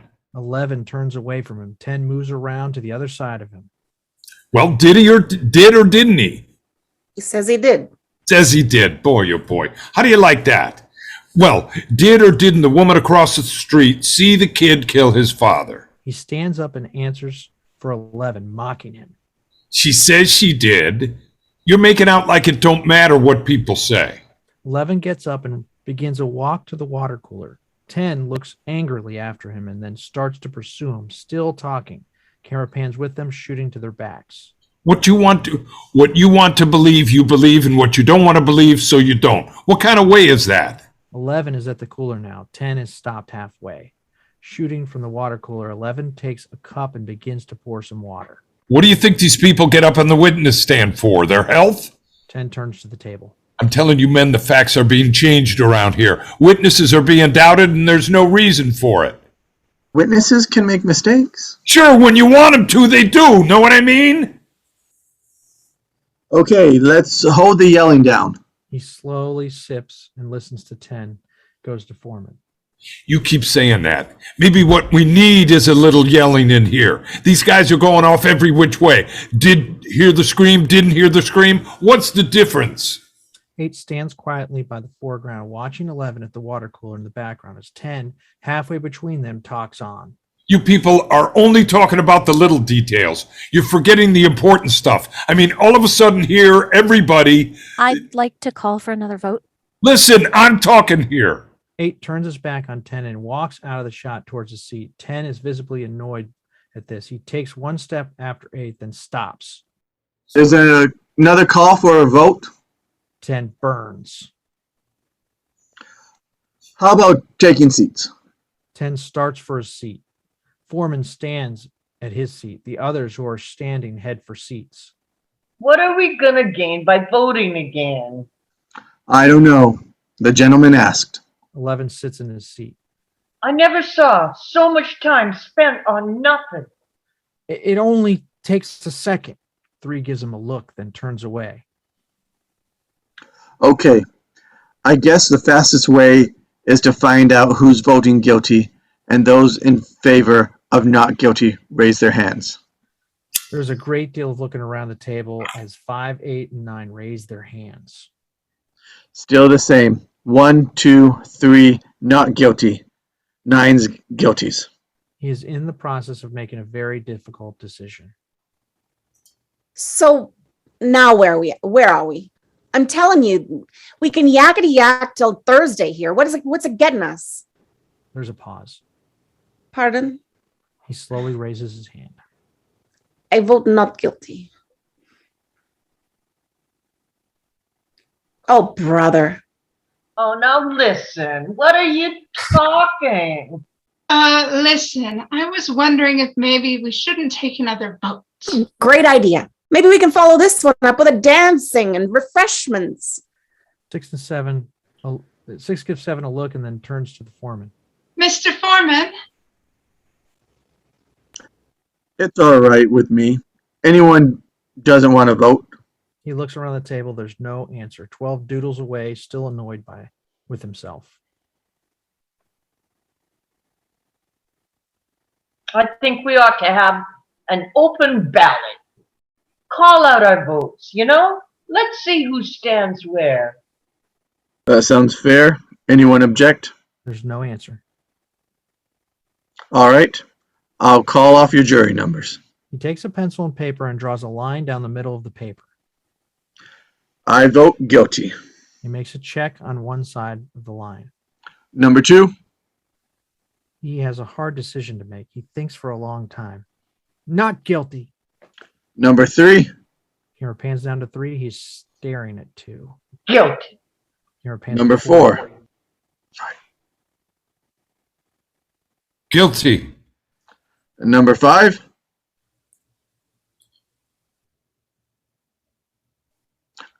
not guilty. Number 6, Camera pans to 6. He stares down at the table, picking at the piece of cuticle on his thumb. His decision is difficult too. not guilty.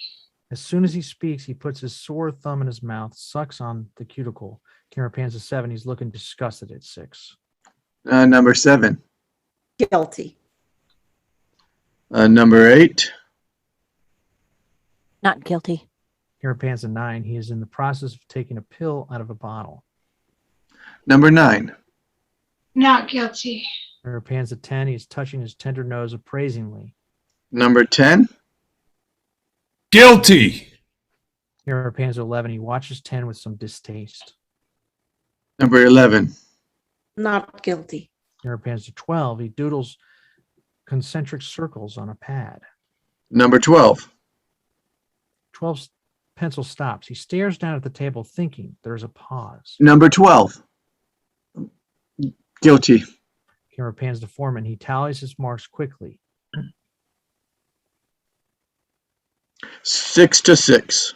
He repeats his Clem McCarthy takeoff. And we go into the extra inning here. And he gets up and heads for the water fountain, camera panning with him. As he passes 10, 10 starts to rise. Annoyed, camera holds on 10. 6 to 6. I'm telling you, some of you people in here are out of your minds. A kid like that. I don't think the kind of boy he is has anything to do with it.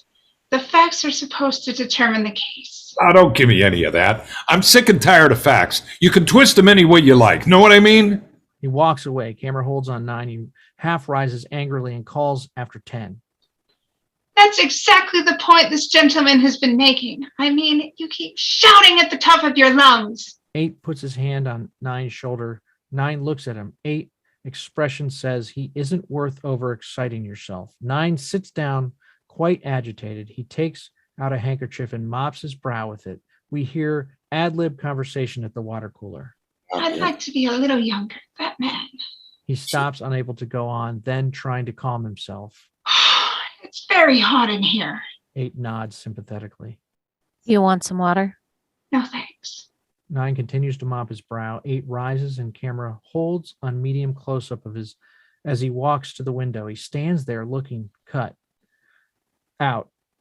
It has grown considerably darker now, oppressively still. The room is silent, save for the murmur of the voices at the fountain. 8 runs his hand over his face wearily. Then he opens his tie. 3 is drinking. 7 holds up a cup under the faucet. 10 waits his turn. 7 turns to the window. His cup overflows. He turns to it, steps away from the fountain, and begins to drink, staring at the window. 2 walks into shot to wait his turn at the fountain. It's going to rain. No. 2 meekly turns away and gets a paper cup. 7 turns to him. How come you switched? Well, it just seemed to me. I mean, you haven't got a leg to stand on. You know that, don't you? Well, I don't feel that way. There are a lot of details that never came out. Details?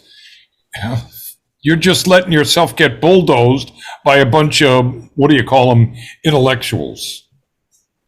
Now, that's not so. Ah, come on. You're like everybody else. You think too much. You get mixed up. Know what I mean?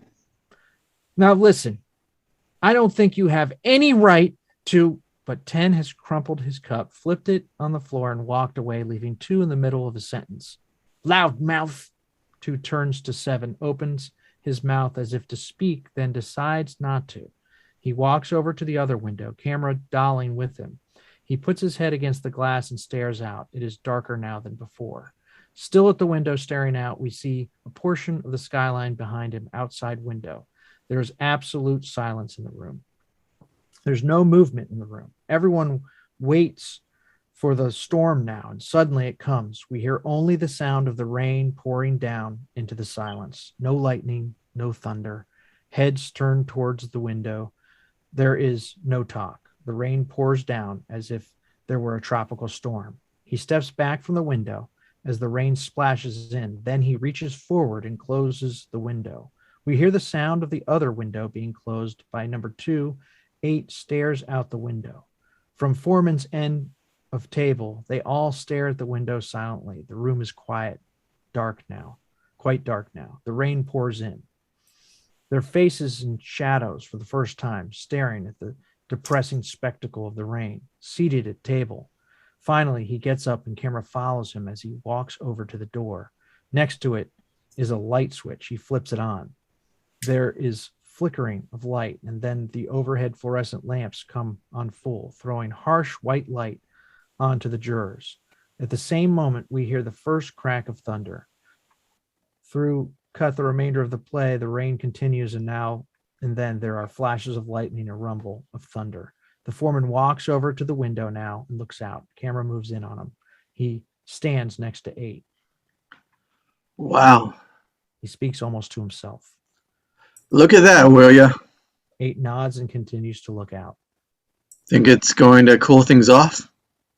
Yeah, I guess so. Boy, look at it go. Reminds me of the storm we had last November or something.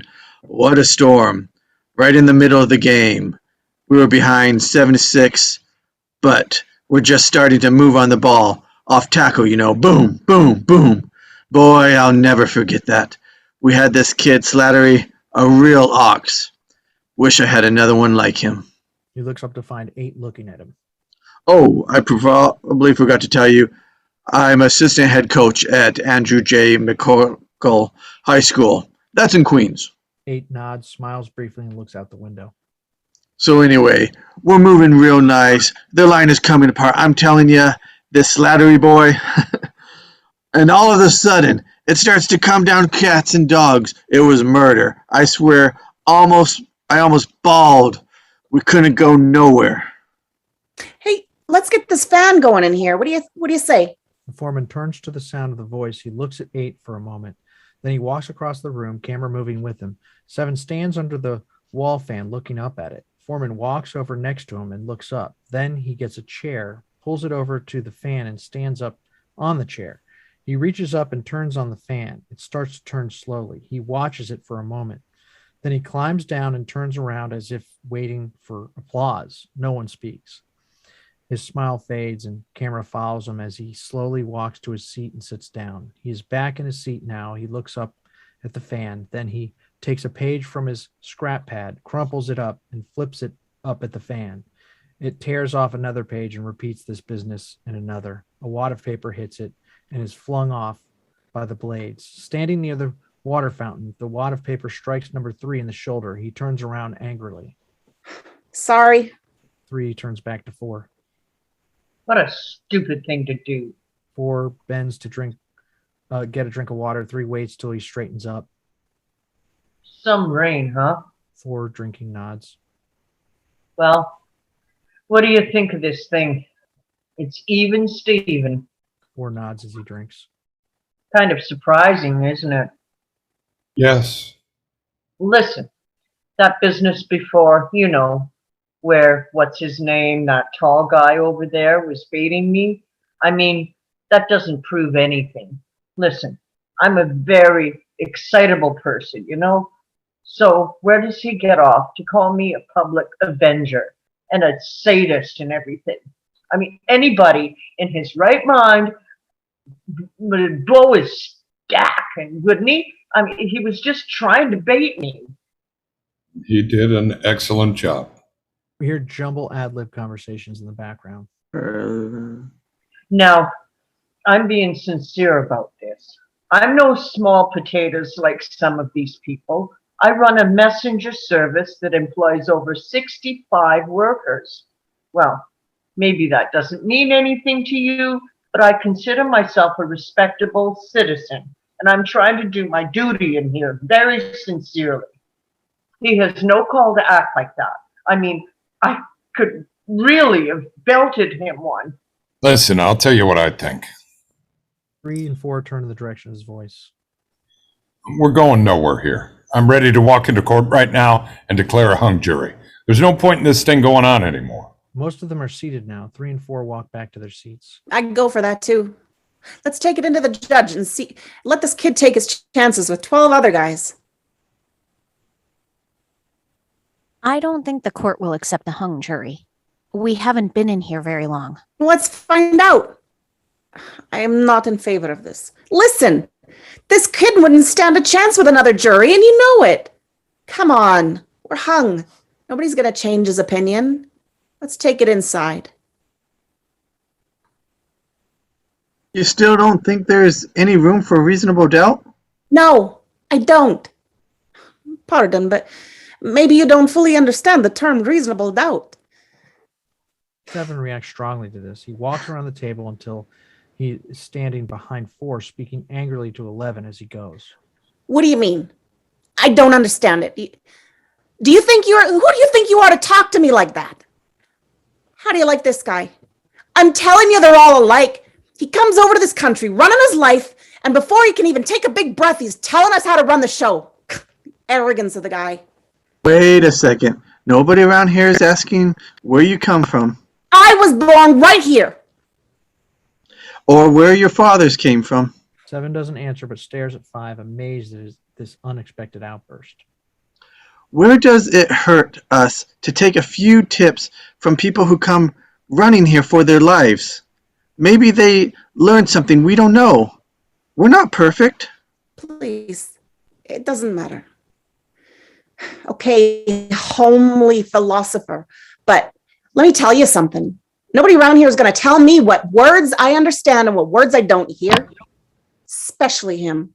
7 stalks back to his seat, camera panning with him. He sits down.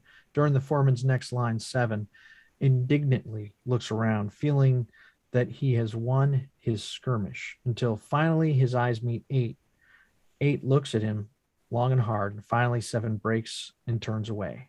All right, let's stop the arguing for 2 minutes in here. Who's got something constructive to say?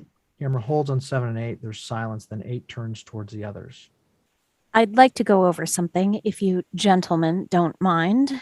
The word gentleman, he looks pointedly at 7. An important point for the prosecution was the fact that the boy, after he claimed he was at the movies during the hours the killing took place, couldn't name the pictures he saw or the stars who appeared in them. This gentleman has repeated that point in here several times. That's correct. It was the only alibi the boy offered, and he himself couldn't back it up with any details at all. Putting yourself in the boy's place, if you can, do you think you'd be able to remember details after an upsetting experience, such as being struck in the face by your father? I think so, if there were any special details to remember. He couldn't remember the movies at the theater he named because he wasn't there that night. According to the police testimony in court, he was questioned by the police in the kitchen of his apartment while the body of his father was lying on the floor in the bedroom. Do you think you could remember details under those circumstances? I do. Under great emotional stress. Under great emotional stress. He remembered the movies in court. He named them correctly, and he named the actors who played in them. And the night before that? That was Tuesday. The night before that, I was, oh yes, that was the night of the bridge tournament. I played bridge. And Monday night. When do you get him down to New Year's Eve? 1952, let me know. 10 lets out a loud laugh, which just generates into a Fleming laugh. Monday. There's a pause. Monday night, my wife and I went to the movies. What did you see? The Scarlet Circle. It's a very clever whodunit. What was the second feature? I'll tell you in a minute. The Remarkable Mrs. Bainbridge. The Remarkable Mrs. Bainbridge. There's a pause. I saw that. It's called The Amazing Mrs. Bainbridge. The Amazing Mrs. Bainbridge. Yes, I think that's right. Who was in The Amazing Mrs. Bainbridge? There's a long pause as 4 strains for the names. Barbara Long, I think. She's a dark, very pretty girl.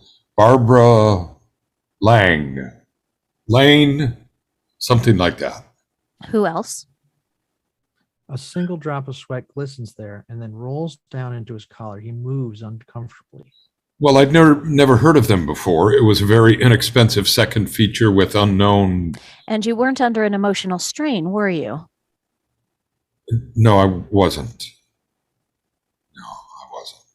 I think the point is made. 10 blows. Big point. I think it is a big point. What? Just because he can't remember the name of some 2-bit movie star? I suppose that proves the kid was at the movies. No. But it indicates that no one can prove he wasn't. He might have been at the movies and forgotten what he saw. It's possible. If it's perfectly normal for this gentleman to forget a few details, then it's also perfectly normal for the boy. Being accused of murder isn't necessarily supposed to give him an infallible memory. You can talk till your tongue is dragging on the floor. The boy is guilty, period. Know what I mean, my friend? They look at each other for a moment and then 9 turns away. Who's got those cough drops? They're all gone, my friend. He flips the empty box across the table. The foreman watches it slide and then looks up. You know, there's something we're forgetting here that I was just thinking about.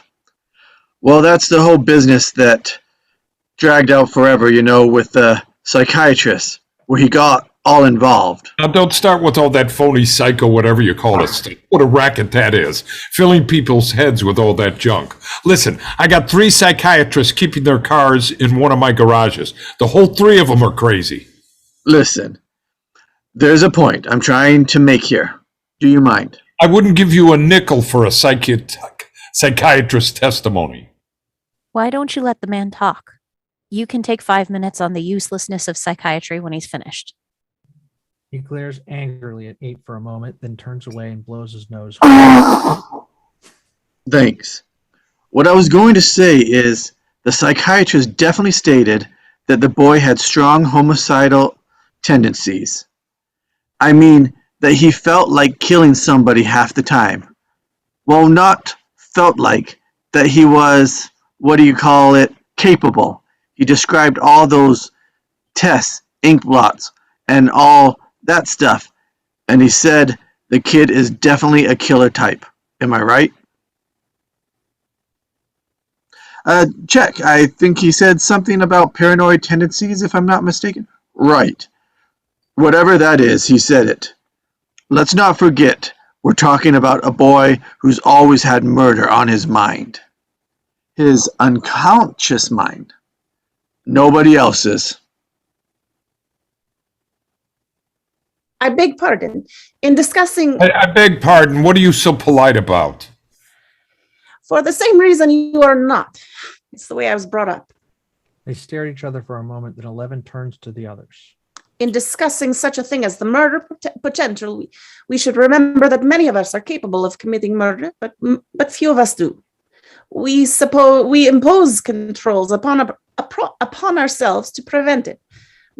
The most these psychiatrist tests can accomplish along these lines is this: they can tell us that someday a particular person may commit a murder. That's all. They prove nothing. Then how come they're admitted in evidence? They have many uses, of course. In this case, they added to the general impression of the persecution was trying to create.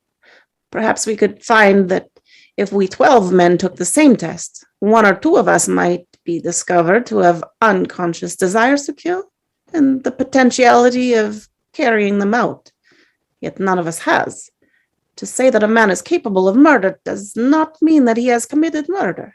But it can mean it. Listen, if they said the kid is capable of killing, he could have killed, couldn't he? 7 is looking at his watch and up at the wall clock disgustingly. 8 leans down to 10. You're the one who said, and I quote, "I wouldn't give you a nickel for a psychiatrist's testimony." He knows he's been trapped and he's angry about it. He speaks through gritted teeth. Boy, I'm telling you, I'd like to... He stops and slams his fist on the table. Then he gets up and walks around the table trying to control himself. Camera pans with him. When he reaches 8, he stands over him for a minute. 8 doesn't look up at him. He stands there staring at 8 blackly. Listen, let's take it easy here. 10 finally walks away from 8. Camera holds on 8 for a moment. Across the table, we can see 5, 6, 7. 8 still looks calmly straight ahead. Then he reaches out to the middle of the table and pulls the switch knife out of the table. He closes it. Then he flicks it open. Then he closes it. While this is happening, we hear the following. What time is it?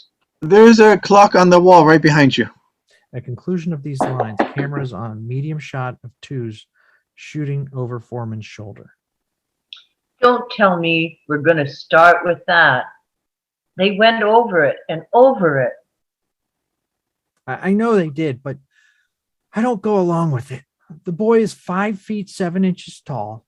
His father was 6'2". That's a difference of 7 inches. It's a very awkward thing to stab down into the chest of someone who's more than a foot taller than you are. 3 stands up. He points to the knife. Give me that. 2 does. Look, you're not going to be satisfied till you see it again. I'm going to give you a demonstration. 3 walks to the position behind and to the left of the foreman, camera dolling back with him. He looks at the table. Camera covers right side of the table. Somebody get up. There's a pause. No one moves for a moment. Then 8 stands up. He walks along the table toward 3. Finally, he reaches him. They stand looking at each other for a moment. There's an absolute silence in the room. Okay. Now watch this. Now, I don't want to have to do it again. He turns back to 8 and looks squarely at him, measuring him. Waiting. I'm 6 or 7 inches shorter than you, right? That's about right. Maybe a little more. Okay.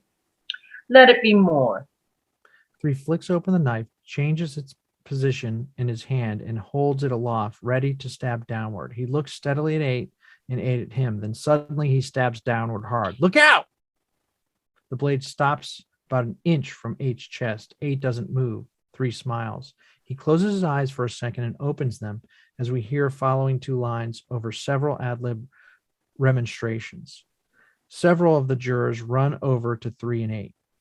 That's not funny. What's the matter with you? Oh, just calm down. Nobody's hurt, right? No, nobody's hurt. He looks at the rest of the jury challengingly. No one says anything. Then, still holding the knife at 8's chest, pointing down and in, he speaks over his shoulder to 2. All right. There's your angle. Take a look at it. Down and in. That's how I'd stab a taller man in the chest and that's how it was done. Now go ahead and tell me I'm wrong. He looks at it for a moment and then, after looking up at 3 as though to say something, turns away and walks to his seat. He stands there as 3 turns, flips the knife into the table, and walks away. Several other jurors stand around him, including the foreman and 12. 12 walks over to him and, using his closed hands, simulated stabbing 8 in the chest. Down and in. I guess there's no argument. He moves to his seat, as do some of the other jurors. Several jurors walk to the water cooler, and 7 goes to his jacket on the coat rack for more cigarettes. 8 turns and walks to the table. He takes the knife out of the table and closes it. Camera moves in on him, and he flicks the knife open, takes it by the blade with his left hand, changes its position in his right hand, and makes a downward stab with it. Then quickly he closes it and turns to the table. He stands between the foreman's seat and number 2's seat. Has anyone in here ever stabbed a man? He's greeted with a few laughs. He looks at 3 as the jurors at the water cooler move to their seats. Have you? All right, let's not be silly. Have you or haven't you? I haven't. Well, where do you get all your information about how it's done? Have you ever seen a knifing? No. Don't you think seeing a man knifed would make a pretty vivid impression on you? 3 doesn't answer. Well, have you ever seen a knifing? No. All right. I want to ask you something now. The boy was pretty experienced with one of these things. He was even sent to reform school for knifing someone. Isn't that so? That's right. All right. Take a look at this. He takes the knife, holds it in front of him, and releases the blade. It springs out. Then he takes the blade with his left hand while he changes the position of the knife in his right hand, preparatory to stabbing in an overhead motion. Then he stabs. Doesn't that seem like an awkward way to handle a knife? It's the way I'd use a knife if I felt like using a knife. He closes the knife, holds it underhanded in front of his belly, and releases the blade. He stands up swiftly. Wait a minute. He then looks around the table as though remembering something he had never wanted to think of again. He turns toward 8. Give me that. He reaches out for it. 8 walks into the shot, gives him the knife. He takes it, closes it, holds it in his hand gingerly. He looks down at it. I hate these things. Have you ever seen a knife fight? Yes. Where? On my stoop, in my backyard. In the lot across the street, switch knives came with every neighborhood where I lived. Funny. I wasn't thinking of it. I guess you try and forget those things. How do you use a switch knife? Underbanded? He flicks it open and, holding it underhanded, slashes swiftly forward and upward. Like that. Anyone who's ever used a switch knife never handled it any other way. Are you sure? I'm sure. He closes the blade and flips it open again. That's why they're made like this. The boy is pretty handy with a knife, isn't he? 7 looks back at 8 sourly. Do you think he could have made the kind of wound that killed his father? Not with the experience he had all his life with these things. No, I don't think he could. He'd go for an underhanded. How do you know? I mean, what, were you standing right in the room when the father was killed? No, and neither was anyone else. You're giving us a lot of mumbo jumbo here. I don't believe it. I don't think you can determine what type of wound this boy might or might not have made simply because he knows how to handle a knife. That's right. That's absolutely right. 8 walks around the table to the foreman's end of the table, camera panning with him. He reaches foreman's chair. Shot now includes 2, 8, Foreman, and 12. 8 looks at 12. What do you think? He's confused, trying to be honest. He hesitates for a moment. Well, I don't know. What do you mean you don't know? 12 looks at him silently. 8 begins to walk down towards 7. Camera moves in as he does. 7 is looking up at the wall clock and comparing it with his watch. 8 looks at him. What about you? 7 looks from the clock to 8. Camera's in close on him now. Then he looks around the table. Just a minute. According to the woman across the street. Listen, I'll tell you something. I'm a little sick of this whole thing already. All this yakking getting us nowhere. So let's break it up right here. I'm changing my vote to not guilty. You're what? Gets up nervously and starts to walk down past 8, 9, 10, 11, 12. You heard me. I've had enough. 7 is walking toward 11. 3 stands up furiously and leans across the table towards 7. What do you mean you've had enough? That's no answer. 7 stops walking. He's behind 10's empty seat. He looks across at 3. Hey, listen, you. Just worry about yourself, will ya? 11 turns and looks at 7. He's right. That's not an answer. 11 stands up and faces 7, full in camera. What kind of a man are you? You have sat here and voted guilty with everybody else because there are some baseball tickets burning a hole in your pocket. And now you've changed your vote because you say you're sick of all the talking here. Listen, buddy. Who tells you have the right to play like this with a man's life? This is an ugly and terrible thing to do. Don't you care? Now, wait a minute. You can't talk like that to me. I can talk like that to you. If you want to vote not guilty, then you do it because you're convinced a man is not guilty, not because you've had enough. And if you think he's guilty, then you vote that way. 11 reaches the peak of his rage now. 7 blinks at the power. Or don't you have the guts to do what you think is right? Now listen, guilty or not guilty. I told you not guilty. Why? I don't have to. You do have to. Say it. Why? They stare at each other in the eyes for a long moment. Then 7 looks down. I don't think he's guilty. 11 looks at him disgustingly, then sits down. 7 stands there defeated. I want another vote. There's silence in the room. Okay, there's another vote called for. I guess the quickest way is a show of hands. Anybody object? He looks around the table questioningly. There's no answer. All those voting not guilty, raise your hands. 7 is still standing. 10 still sits in the chair at the side of the room. 2, 5, 6, 7, 8, 9, 11 put their hands immediately. The foreman starts to count the upraised hands. Camera moves in slowly as he counts on number 11, 12, and Foreman himself. 1, 2, 3, 4, 5, 6, 7. The 7th number is number 11. 12's hand is down, but his face is a mask of indecision. As the foreman's counting finger moves past him, he suddenly raises his hand. 8. The foreman stops counting and looks around the table. Slowly now, almost embarrassedly, he raises his own hand. 9. He lowers his hand. All those voting guilty, 10 jumps to his feet, angrily raising his hand. 3 and 4 raise their hands. 3. They lower their hands. The vote is 9-3 in favor of acquittal. 10 is standing angrily now behind 4.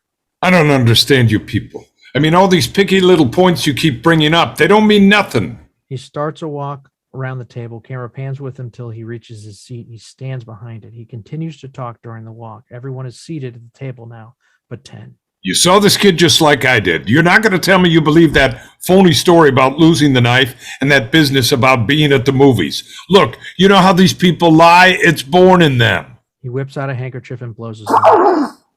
I mean, what the heck? I don't have to tell you. They don't know what the truth is. And let me tell you, they don't need any real big reason to kill someone either. No, sir. As 10 talks, 5 gets up from his seat and walks over to the coat rack. He stands with his back to 10. You know, they get drunk. Oh, they're very big drinkers, all of them. And bang, someone's lying in the gutter. Oh, nobody's blaming them for it. That's how they are, by nature. You know what I mean? Violent!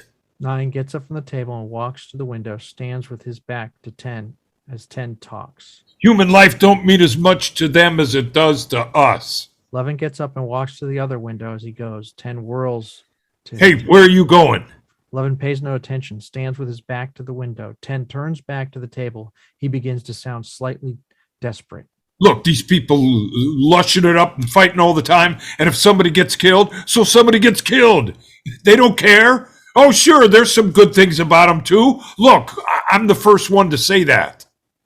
8 gets up and walks to the nearest wall and stands with his face to it. I've known a couple people who were okay, but that's the exception. You know what I mean? 2 gets up, and a moment later, so does 6. They each walk to positions along the wall and stand with their backs to 10. Most of them, it's like they have no feelings. They could do anything. What's going on here? I'm trying to tell you, you're making a big mistake, you people. This kid is a liar. I know it. I know all about them. I mean, what's happening in here? I'm speaking my piece, and you... The foreman gets up and walks to the water cooler. 12 follows him. They stand with their backs toward 10. Listen to me. They're no good. There's not a one of them who's any good. 7 gets up and walks to the window, stands with his back to 10. Boy, are you smart. Well, I'm telling you, we better watch out. This kid on trial here, his type... Well, don't you know about him? He gets up and, standing at his desk, turns his back on 10. 4 gets up and starts the long walk around the table towards 10. What are you doing? Listen to me. I'm trying to tell you something. He gesticulates wildly. There's danger here. These people are wild. Don't you know about it? Listen to me. He turns furiously and finds himself face to face with 4. Listen to me. He stares at him and trails off into silence. There's a long pause. If you open your mouth again, I'm going to split your skull. 4 stares contemptuously at 10. There's no sound, no move. Then 10 looks down at the table. I'm only trying to tell you. There's a long pause. Then 4 turns and walks away from him. The only movement and sound in the room are 4's footsteps. He walks slowly back to his seat. We see the entire room. The other 10 jurors stand in various attitudes and postures around the walls of the room, their backs to 10. 4 reaches his chair. He pulls it out and sits down. Then slowly, the jurors begin to return to their seats. 10 stands head down without moving until the last of the jurors have silently taken their seats. Then he begins a walk which takes him to a chair at the far end of the room against a wall. He sags into it, beaten. He lowers his head into his hands and sits there. As is everyone else, number 8 is embarrassed. He looks around the table, then he clears his throat. It's very hard to keep personal prejudice out of a thing like this. And no matter where you run into it, prejudice obscures the truth. He pauses. There's a silence. 4 looks at 8 steadily. Well, I don't think any real damage has been done here, because I don't really know what the truth is. No one ever will, I suppose. 9 of us now seem to feel that the defendant is innocent, but we're just gambling on probabilities. We may be wrong. We may be trying to return a guilty man to the community. No one can really know, but we have a reasonable doubt, and this is a safeguard which has enormous value to our system. No jury can declare a man guilty unless it's sure. Listening. We 9 can't understand how you 3 are still so sure. He pauses for a moment. Maybe you can tell us. He looks strongly at 8. I'll try. He looks at 3 and then back at 8. You've made some excellent points. The last one, in which you proved that the boy couldn't have made the kind of overhand stab wound that killed his father, was very convincing. He stands up and stretches and then continues to stand. But I still believe the boy is guilty of murder. I have 2 reasons. 1, the evidence given by the woman across the street who actually saw the murder committed. And how, brother? As far as I'm concerned, that's the most important testimony. 4 looks down at 3 with the same coldness. And 2, the fact that this woman described the stabbing by saying she saw the boy raise his arm over his head and plunge the knife down into the father's chest. She saw him do it the wrong way. That's right. That's absolutely right. He listens carefully as 4 goes on, and we can see that he has no real answer to this. Now let's talk about this woman for a minute. She said that she went to bed at about 11 o'clock that night. Her bed was next to the window, and she could look out while lying down and see directly into the boy's window across the street. She tossed and turned for over an hour, unable to fall asleep. Finally, she turned toward the window at about 10 minutes after 12, and as she looked out, she saw the killing through the windows of the passing L train. She says that the lights went out immediately after the killing, but that she got a good look at the boy in the act of stabbing his father.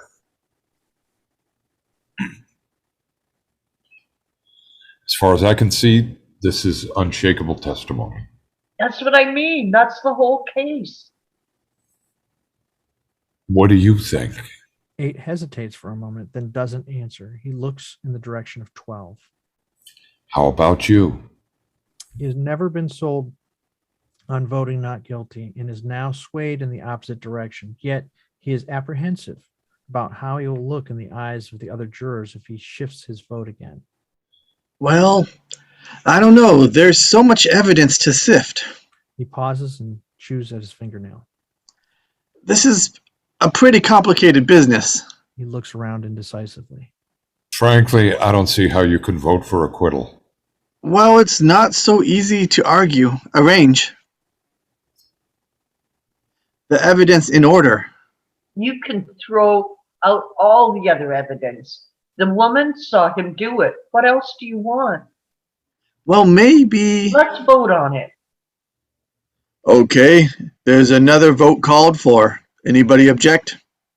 I'm changing my vote. I think he's guilty. He looks down at the table, ashamed, turning his head towards 12, angry, upset, but helpless, smiling slightly.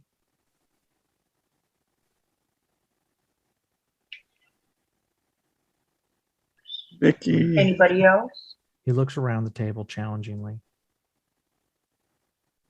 The vote is 8-4. There's a pause. 12, tormented, gets up and walks to the window. Why is this such a personal triumph for you, this one vote? I'm the competitive type. Yeah. Okay, now here's what I think. I think we're a hung jury. Let's take it inside to the judge. There's no answer to this. Well, I want to hear an argument. I say we're hung. He turns around toward 8. Come on. You're the leader of the cause. What about it? Let's go over it again. We went over it again.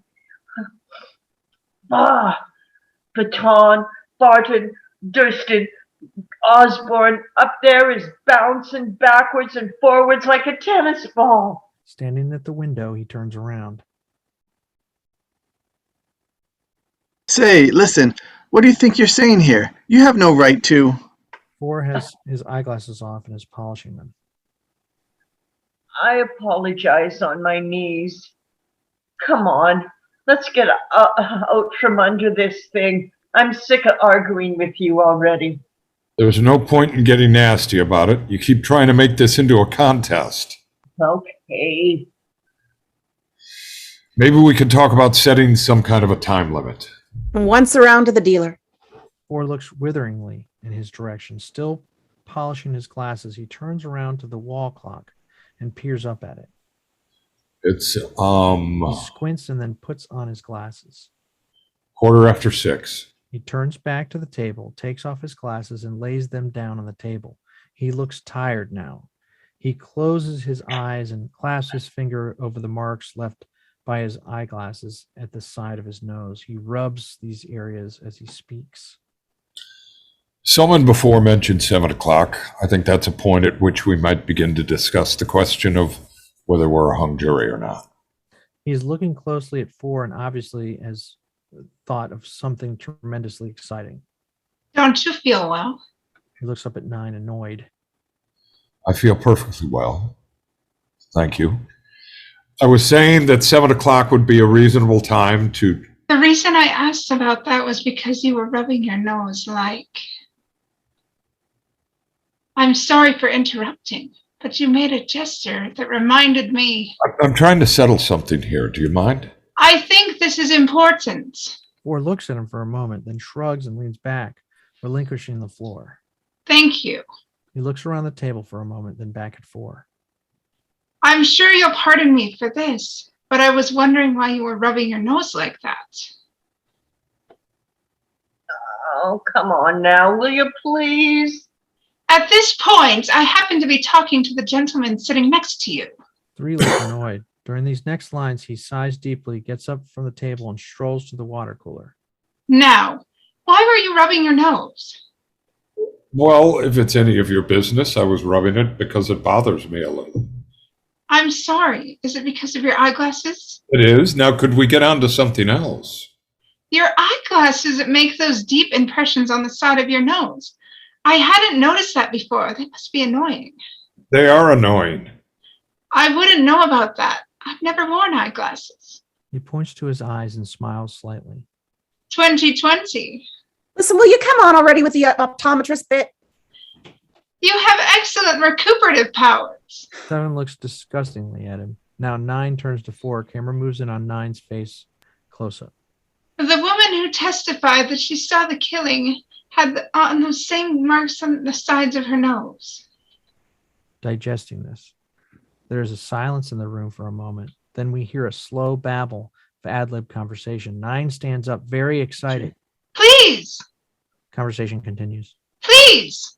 It quiets down. Just a minute, and then I'll be finished. I don't know if anyone noticed that about her. I didn't think about it then, but I've been going over her face in my mind. She had those marks. She kept rubbing them in court. He's right. She did do that a lot. So what if she did? This woman was about 45 years old. She was making a tremendous effort to look 35 for her first public appearance. Heavy makeup, dyed hair, brand new clothes that should have been worn by a younger woman. No eyeglasses. Women do that. See if you can get a mental picture of her. At the wall cooler, glaring at 9, he begins to stride toward the table, camera dolling with him. He ends up standing behind 5, shouting across 9. What do you mean, no glasses? You? No, they couldn't. Listen, what are you saying here? I didn't see any marks. I did. Strange, but I didn't think about it before. Now that we're talking about it, I saw them. I mean, it never occurred to me.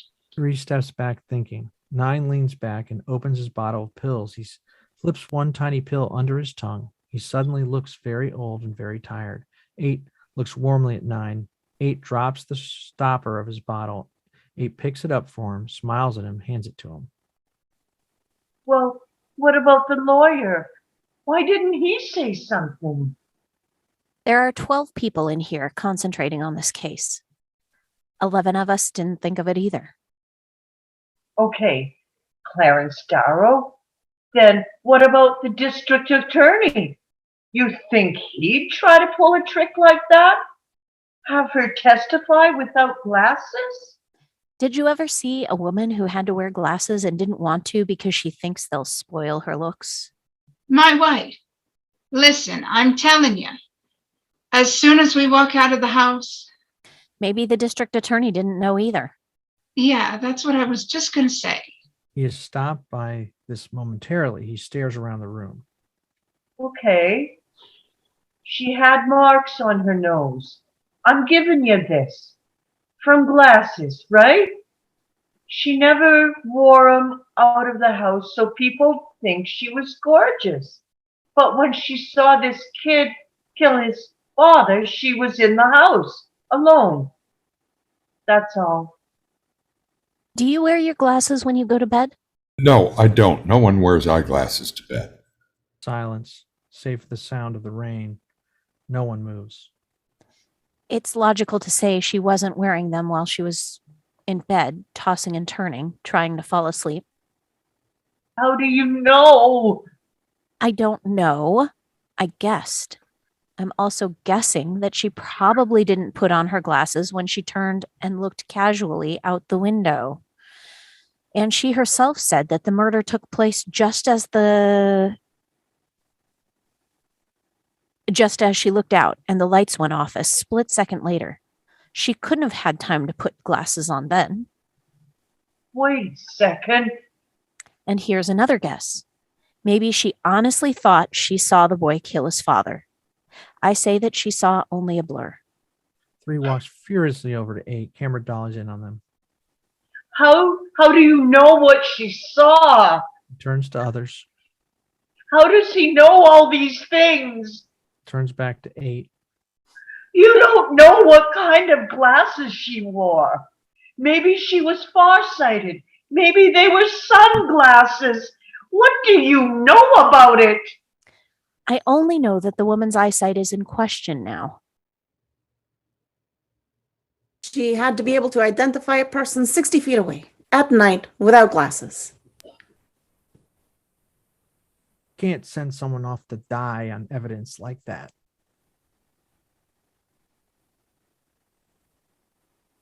Don't give me that. Don't you think that the woman might have made a mistake? No, It's not possible? no, it's not possible. 8 turns away and walks down towards 12, camera panning with him. He speaks to 12's back. Is it possible? Yes. 8 walks around the room, camera panning with him, to 10, who still sits slumped in the chair. He stands over 10. Do you think he's guilty? 10 shakes his head tiredly, giving in completely. 8 turns to the table. 3 stands behind 9. I think he's guilty. 8 walks toward the table, camera panning with him. 4 is now in the shot. Does anyone else? No, I'm convinced. What's the matter with you? I have a reasonable doubt now. It's 11-1. Glares angrily at all of them. Well, what about all the other evidence, huh? What about all that stuff? The knife, the whole business. You said we could throw out all the other evidence. Glaring at 2, speechless. Now camera dollies back slowly, holding on 3.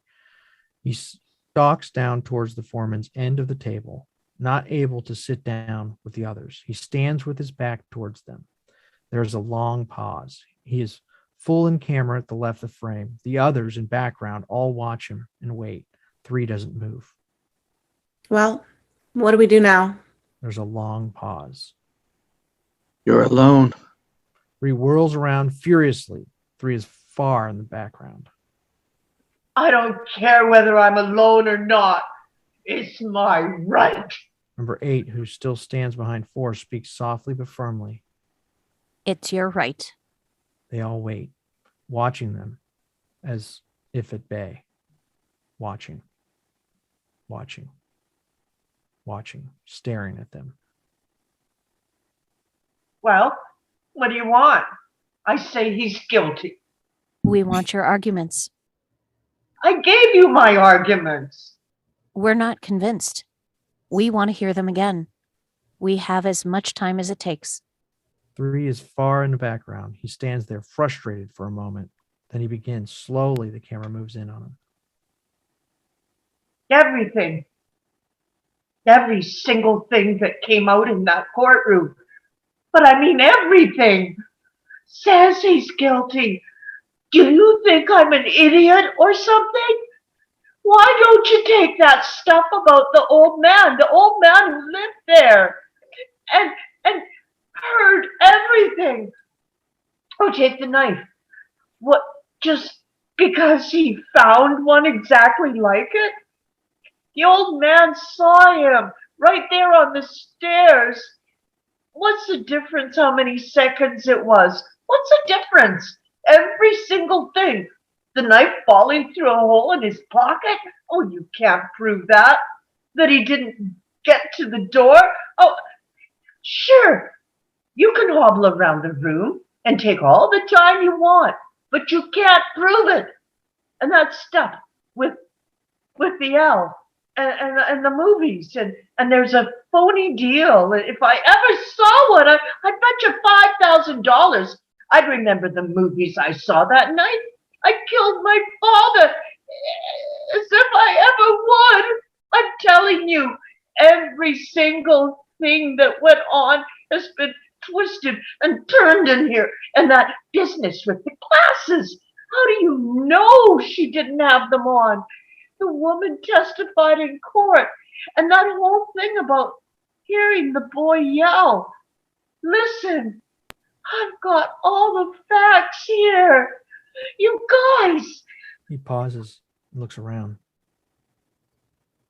Well, what do you want? That's it. Waiting, looking furiously around. That's the whole case. No one answers. Somebody say something. Nobody does.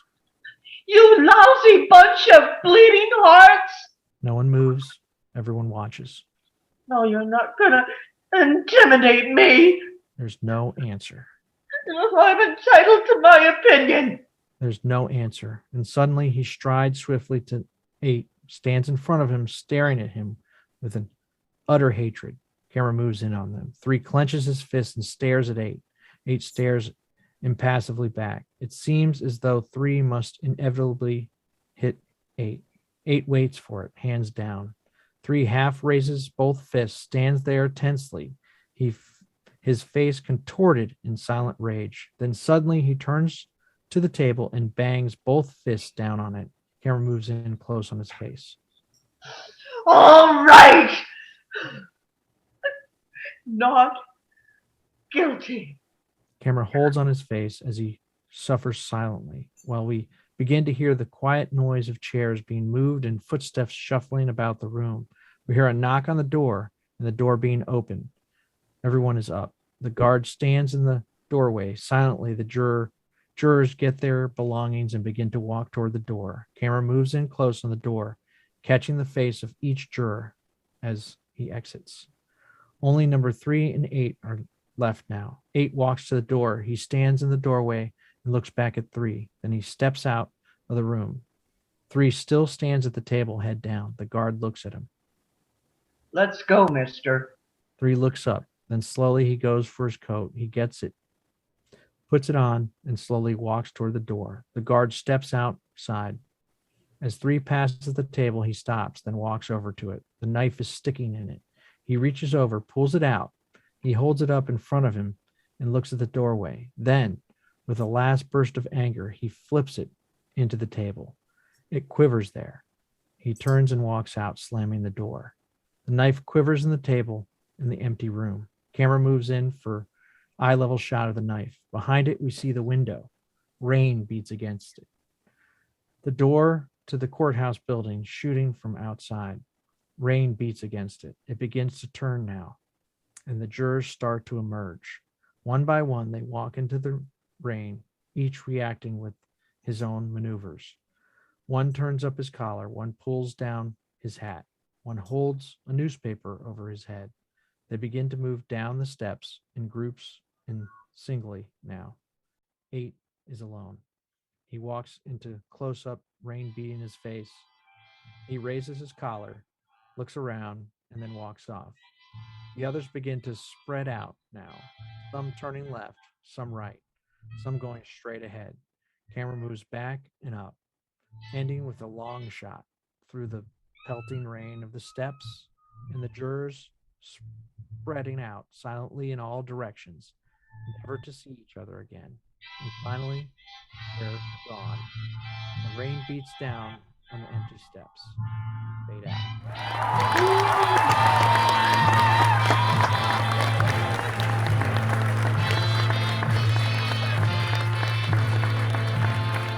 Good job. So what do you guys think? Is he guilty?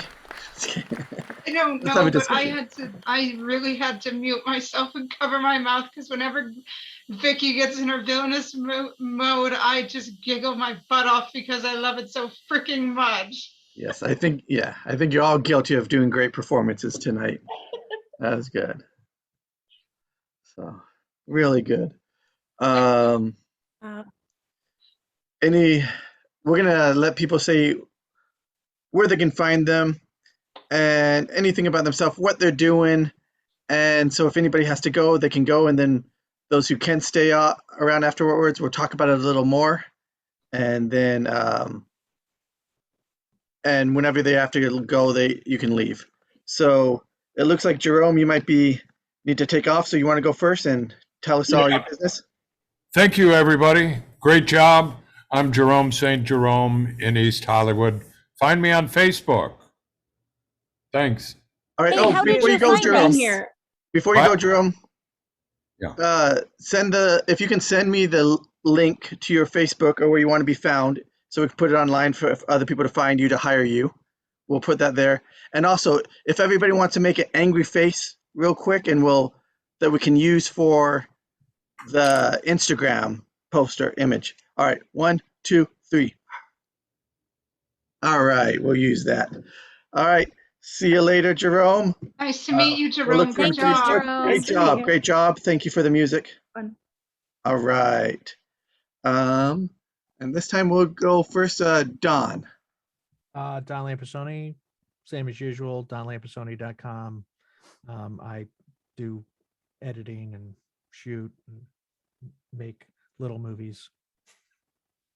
That's pretty much it. Awesome. And acting and reading and all this other acting, stuff. reading, that's right. Yeah. I know it feels like you say the same thing every time, but like yeah. somebody new might not hear it. You know, That's true. That's true. Thank you. That's good. For reminding me. And Angelina Peterson. Hello, I'm Angelina. You can find me on Facebook, Your Adored Life, my fairly new business, and Angel CDPM, most other places. Sweet. Next, Heather Lee Cameron. Hi, my name is Heather Lee Cameron. I'm an actor, I'm a writer, and I'm a creator. My main link is on YouTube, The Storm and Latter-day Saint. All my other main links are there. And I really enjoyed this. I really enjoyed working with everyone, and this was fun. Awesome. It was. And Toni Flora. Hello, Toni Flora. Thank you. Find me on Facebook, Instagram at Toni Flora. Doing a couple of film things, series, audio book, or not an audio book. Well, actually, yeah, I may have gotten hired for pay today for my first audiobook or whatever. So, yeah, that's it. That's awesome. Congratulations. And Vicki Dykes.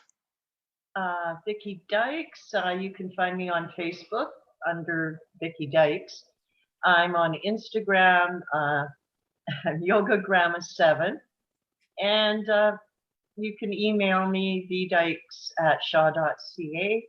And I'm really hoping to get into some voiceover. Awesome. Disney and Lucasfilm, if you're looking for a villain, go to Vicki. Oh my Lord. Oh, it's so good. I'm Jacob Patrick, and come back again to see us all again. We read an older one now, and then we're going to read a futuristic one. If you're watching these in order next week, The Matrix. So come take either the red pill or the blue pill. All right, so we're going to close off the main table read, and then we'll have the after table read discussion. So again, great job, everyone. That was awesome. Thank you for coming. Yes. All right. Now everyone here. Any initial thoughts you guys had? Yep. I have a new respect for men and their ties and their snug. Oh, you were? I didn't even notice you wore a tie. Yeah. I even tied it. I was so stuck on the script this time. I didn't really look over much. Yeah, you had to focus. Yeah. I definitely missed my spots a little bit. Some of the things I thought were great about it is like, and that they tell all screenwriters to do is like, each character is very unique, that character. You guys helped make that clear by your acting performances that each of the characters are so different, but I think it's even in the writing about how the characters speak and their anger or what their interests are, or their backgrounds. And so I think that's one good thing is they made it very unique to each character. You know what? This actually reminded me a lot of a couple of shows I'm really fond of, Matlock and the CSI franchise. And they're both about investigating crimes and determining who's guilty and who's not. And very happy to be able to participate in this table read because it brought me back to, I still watch the CSIs, but I don't know where to find Matlock on TV. And I just really was happy to be able to put myself in that world a little bit, in those worlds a little bit. That's awesome. I have another thought to share, but anyone else first? I don't want to take it all. No. Do it. I forgot it while I was saying that. So someone else, please. Well, Okay. I don't know. I've always found jury duty is a stressful thing. I actually haven't gotten called for jury duty, but I've been like sitting there waiting, and I got paneled for a minute until I was like, I'm sorry, I was the prosecution's supervisor on law review, so I don't know that I can be unbiased in this case. But yeah, it's a huge responsibility, and I know people try to get out of it all the time. But it's just like, I mean, this screenplay shows the importance of how vital it is for people to be there and to take it seriously and to try. Just the guy sitting there playing tic-tac-toe was a little off-putting. Like, this is really, is it a joke, you guys? Are you serious? We've got somebody's life that we're deciding on here. Mhm. And for the time that this was actually originally made, it was kind of eye-opening too. Just the prejudice aspect of it, for that time was just, and the fact that it is actually 12 angry men. Like, you'd never have anyone else on a jury. Right. than Right. 12 angry men. So Yeah. Yeah. Has anybody seen the remake? I I don't haven't, but when Vicki was having the breakdown, Vicki's character was having the breakdown at the end, it made me think of when Matlock, when he discovers the true culprit and finds out that his client is innocent, just it made me visualize that whole scene, and I absolutely loved it. Yeah. that's 'Cause I'm every wondering- episode. Go ahead. I'm saying that's every episode of Matlock, right? Yeah, I know, but it was such a good show that I wish to God that No, Andy it was, Griffith it was was. still alive so they could make a reboot. I was gonna say which episode, but Yeah, I was gonna see if they fixed that with the remake, and they did different cultures, but they didn't do different genders. So there'll probably be another remake coming soon. I mean, they'll probably do 12 Angry Women, but Oh, you know what? Maybe we should just film it, all of Or us, just since we've already 12 read the angry. script. We know what we're doing, right? that was one of the points I wanted to make, is that this could be considered, like, a lot of people look for what's a one location script, or what's a script with a lot of cast. Like, this could be filmed very, very low budget. I mean, you can choose to or choose not to have the courtroom scene, which is just one scene, extras for one day players for one day, and then the rest is all in one room with your, like, this is one of the ones we read, again, with the smallest number of people we had to cast. Like, again, we have few people reading, so we all had to do 2 roles, but there's only, 15 roles, something like that. And other movies have way more than that, and all these other sets. And this one has captivated people and been like one of the best movies ever. And it's on such a limited, it's black and white, and people still love it. It's black and white, one location, 2 locations, and like 15 people. I mean, again, that one court scene might have a few more background. But so I just think that's awesome to note that. 12 Angry Citizens, written by Aaron Sorkin. Right? Did he write one called that? No, I'm just kidding. That's the. But yeah, I that could was- totally. Yeah, I think you're totally right. He could, 100%. You heard it here Yeah. first, folks. The other thing I thought was great about this is like how that one moment affected, Toni a lot, like how serious this is, and they're not taking it. It's like a joke. It's like all these things that will get emotional people. But I really like that it seemed like all the arguments that they were doing were good arguments. Like, it seems like when you hear just the one side of it, you're like, I actually believe that too. That makes logical sense. And of course, it's a movie, so they perfectly have it timed to reveal the counter argument and the way they build it, but they do it so awesome that you're one way, and then you're, oh wait, the other way, and you can't really guess where it's going because they convince you, and then and it's not like they just do a coincidence thing. They lay it out there, and it makes sense. And it's just one after another. And a lot of movies have like a death scene, in the third act. I think the death was when the guy started going off, Juror 10, I think it was, right? He started going off on his, sort of racist rant. That was like the death of the idea that he's even guilty, or, in a way, everyone started walking away to the walls, just turning away. That was like, oh, that was a nice. I loved that they were scene. like that just like, this is disgusting, man, you gotta stop. And it seems like we all saw that, and that's the thing about screenwriting. You like need to like paint a picture in their head, and the way they wrote it, we all saw them one by one leaving and having their back to them. So like, that's awesome. Yeah, it was really Yeah, nice. and all of that, and I know our new reader Jerome wasn't thrilled about reading the directions, but you lose a lot by not reading the directions, because just by saying the dialogue, there's a little bit missing. You wouldn't get that. I walked away and I faced a wall, and then everybody followed me. We all like turned our back on him. Yeah. Well, it's like the description helps us prepare for the emotion we need for the character.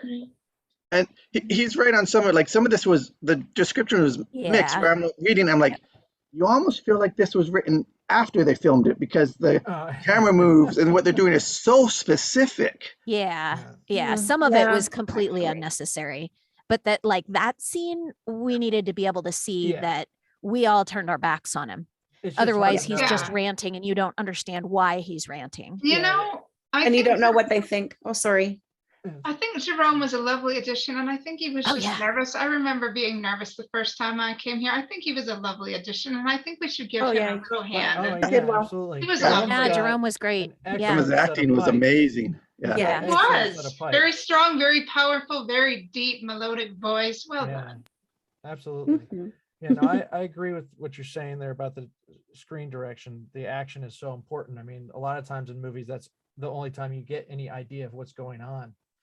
Actually, someone might say something and you don't know why they're saying it at all until you read into the direction part of it. And, it's sort of like subtext in a way, because, you can't see it, what they're doing, even if someone's just sitting there smoking a cigarette, that's, otherwise you wouldn't know. And it's just a regular play, which all that has to be directed, but radio show. And right now we don't have any silent movies to read the scripts of. That might be a good idea or something for us to do next year, but there are silent films, you know what I mean? And it's like, well, let's see what that script looks like. And that would be cool. Yeah. I have one in mind for you. Which one's that? I don't remember the name of it, but I just remember seeing it when I was a kid, and it was they're cavemen. Interesting. I don't know. I don't know that one. Completely like, because they don't have words back then, so it's just like, I don't know. I'm not a very good caveman. I remember that movie, and I found it really hard to watch. Yes, I don't think I made it to the end. I think I did, and I was a kid. Taken a screenwriting class ever, but there's an assignment that I used to give out to students that would be like, and I had this myself too, why I gave it out, but it was, you write a short film with no dialogue, so that you learn how to write that action description really well, because the word dialogue's important, but the action description is really important. Interesting. And like you're saying, like, go ahead. No, please. Sorry. I just wanted to say that one of the strongest movements you can do on stage is to turn your back to the audience. And that moment when 11 people out of 12 turn their backs to the audience, it was so powerful. And the play affected people so profusely. It leaves you changed, and it makes you think about, when you judge someone, how much of your judgment is actually your past experiences. you really, it's really hard to separate yourself from other people when it's an emotional thing. So yeah, this movie is very, very profound. And I have to say, my husband was on jury duty, and he literally was jury number 8. He was the only one who felt that the man was not guilty.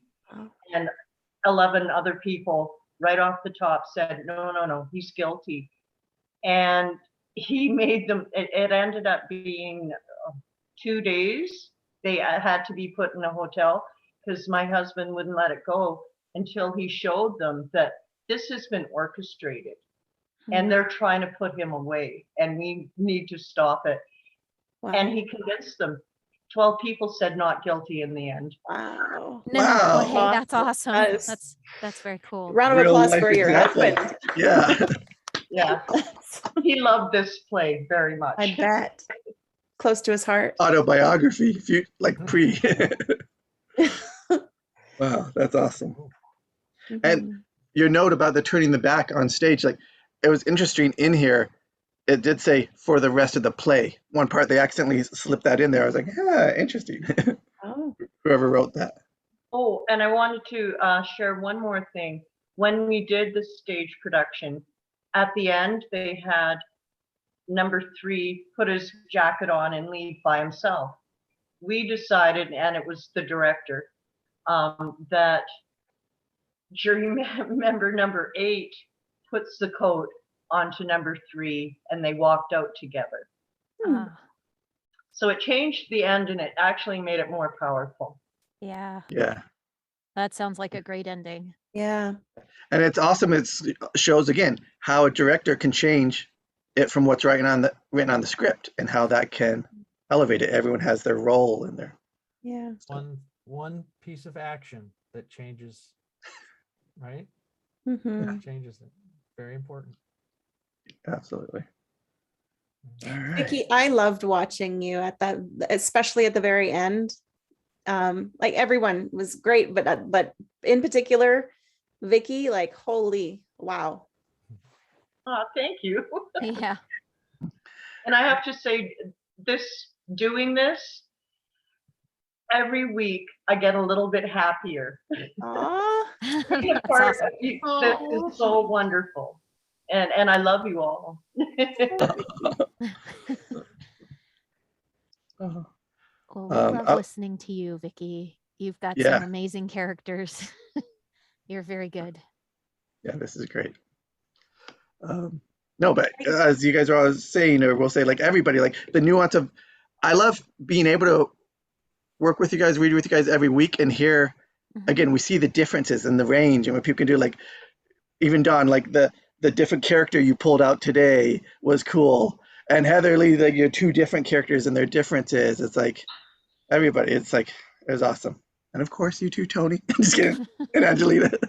So it was great. Oh yeah. So I just, when we were reading through, because I never read this and I never saw it. And as we were reading the descriptions, I'm sorry, but I didn't. I know. going Give me a hard time. I'm sorry. And then it said a German accent. And I'm like, what does that sound like? I have no idea. You sounded more Russian. Oh, I know I German. did. I was like, what sort of similar maybe that I might be able to sort of do? And I know You I did would- fine. You got the it, point but across. that was the idea, just to make it Yeah. a little different. Whenever Yeah. I have to do Euro, I always go to like Gru. You know, he does sort of a weird European. Give us an Russian example. kind of- Yeah, I don't. All I think of when I think of Gru is a comic book. Was it a comic It's- book? Or, What's that movie with the yellow it's- minions? Oh. I like to go, and do these things, I'm a Gru. Oh, what are you doing? You just you have to have some lines. to tell. Always does the delicate work by hand, my father says. That's a German accent. oh, you should have done this It is. part, man.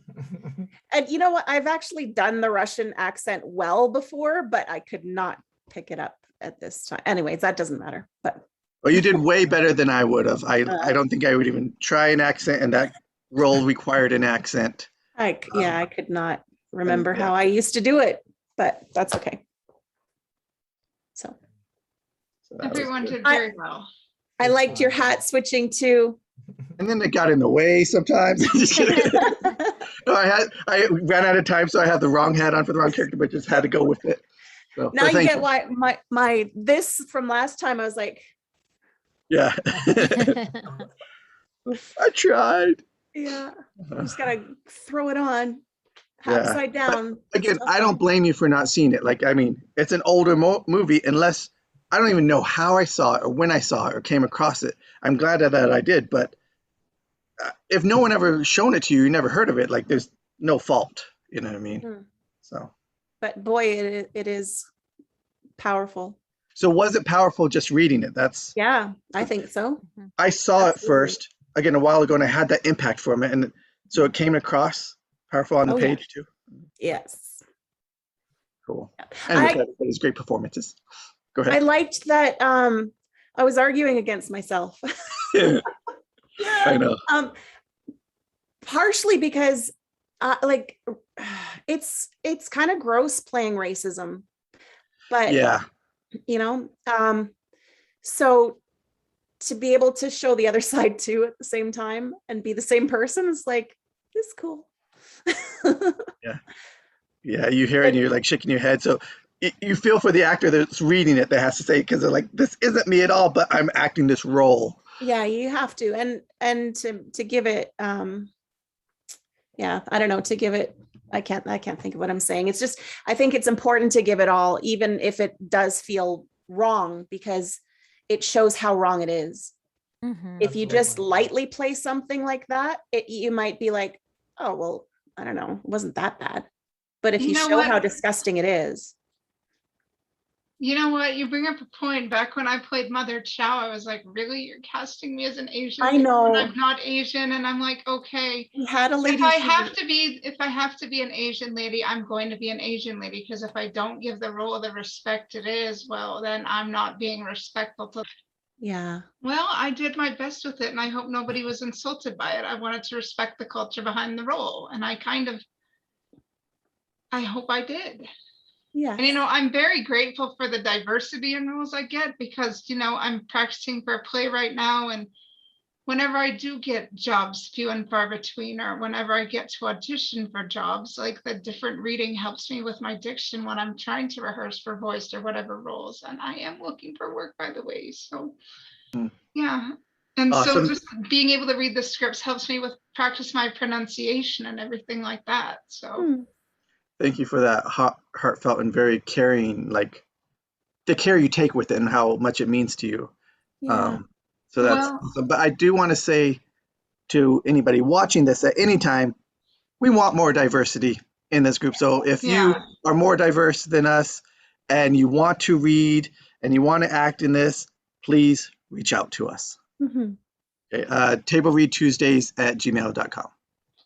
All right. Well, like, Jacob, if I want people to respect my part of diversity, I need to learn to respect other people. If people's parts of diversity, if I'm given a role that requires some diversity because there's nobody else, I need to be able to Absolutely put myself in the shoes and give it the respect and the honor, and not just, what's the word, whitewash it? Just kind of do my best with it. Is whitewash the right word? I don't know. Yeah, kind of like we did have a Asian actress who was going to play that part, and then she, at the last minute, couldn't. And that's why she wanted to play that part. She's like, I don't want a role that went to an Asian person to go to a white person or this or that. You know what I mean? But you did a marvelous job with it from what we have. Yeah. And if I offended anybody, I do apologize. But if I ever need to play ethnic roles, well, I apologize for offending anybody. But, give me French roles or whatever, because I am ethnically European. So, yeah, like Josephine, I was able to do Josephine with nothing on my conscience because I am definitely European. Awesome. To continue on Angelina's note about playing, a villain or someone bigoted or this or that, another thing I like, or what we would have to do in screenwriting or movies, is give them a little gray area, like don't be come from a point of view of black and white, like they're evil and I'm going to just write them purely evil. Like in here, like, and they slowly revealed it on some of these people, which helped. It's like they didn't really come out from the very beginning and just be bigoted at the beginning. They were trying to hide it and act like they're being logical, and then it came out here and there. So it makes it more believable because those people don't view them as the villains are black and white. I know lots of times today everybody gets like this, but it just, as we're reading, seems to make the scripts better. Well, you know what? We're all actors, and we should just realize that we're all actors coming together to read a beautiful script. And if we all looked at ourselves as actors, maybe we'd get along better. We're all coming together to read a script, and we should find joy in that. We shouldn't just look at our differences. We should all just come together and enjoy a script and take pride in acting out a story. Yeah, having fun. Go ahead, Toni. Regarding the villain thing, one of my voiceover coaches said that one of the best pieces of advice he got was even the bad guys think they're good. Yeah. So they have their perspective with whatever color glasses they have on. And that hopefully that helps with the perspective that you approach a role from. Yes. We're not, always coming at it from, I'm evil. So, but it does. It comes out in the play that they're the bad person, of course, but they think for some reason that they are the good guy. Yep. 100%. Good advice from your acting coach. I'm just kidding. And from you, thank you for sharing it. Sure. All right, you guys. Anything else? No.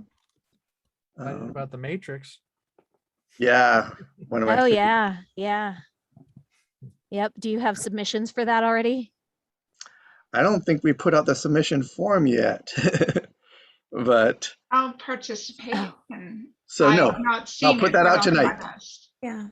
Just give me something evil. I want to bring out my bad side. You'll be the machine. I want to kill aliens and I want to, be evil. Or I want to be a monster. Or I want to be an alien. How about that? Because aliens are different and different is cool, and I'm different. So there you go. Sweet. All right. Then it sounds like these are our thoughts on 12 Angry Men. So again, thank you, everybody. Thank you always. I hope you have an unangry rest of your week. See you guys next week. Thank you. Bye, Bye. everyone. Bye. Thank you. Oh, you guys. On the carousels on Instagram, where I put the images of us, I want to put like the individual actors afterwards. So if you want to send a separate headshot image to me, please do. Otherwise, I can do a screen grab from the table read tonight. Oh gosh, I've got like really nice headshots, but I've lost weight since I've got the headshots, so I don't know. Take more? Do you know how expensive headshots are, Angela? Take more free ones? I'll send a nice one. My headshot's 20 years old. Oh. I don't even know what Well, yeah, if you don't, we can use a steal from one of the table I'll reads. send a nice Just one. leaving the option out there. Nice. Thank you. Thank you so much for Thank watching you. us, lovely people. Live long and Yes. prosper. Yeah, check out all these people here. Hire them for, voiceover work, acting work, producing, filmmaking, screenwriting. As you heard, Don used to teach screenwriting. So, Cool. yes, we look forward to working with everybody watching in one capacity or another. So thank you all for being here. Bye. Bye. Bye. Hire us all. We need work.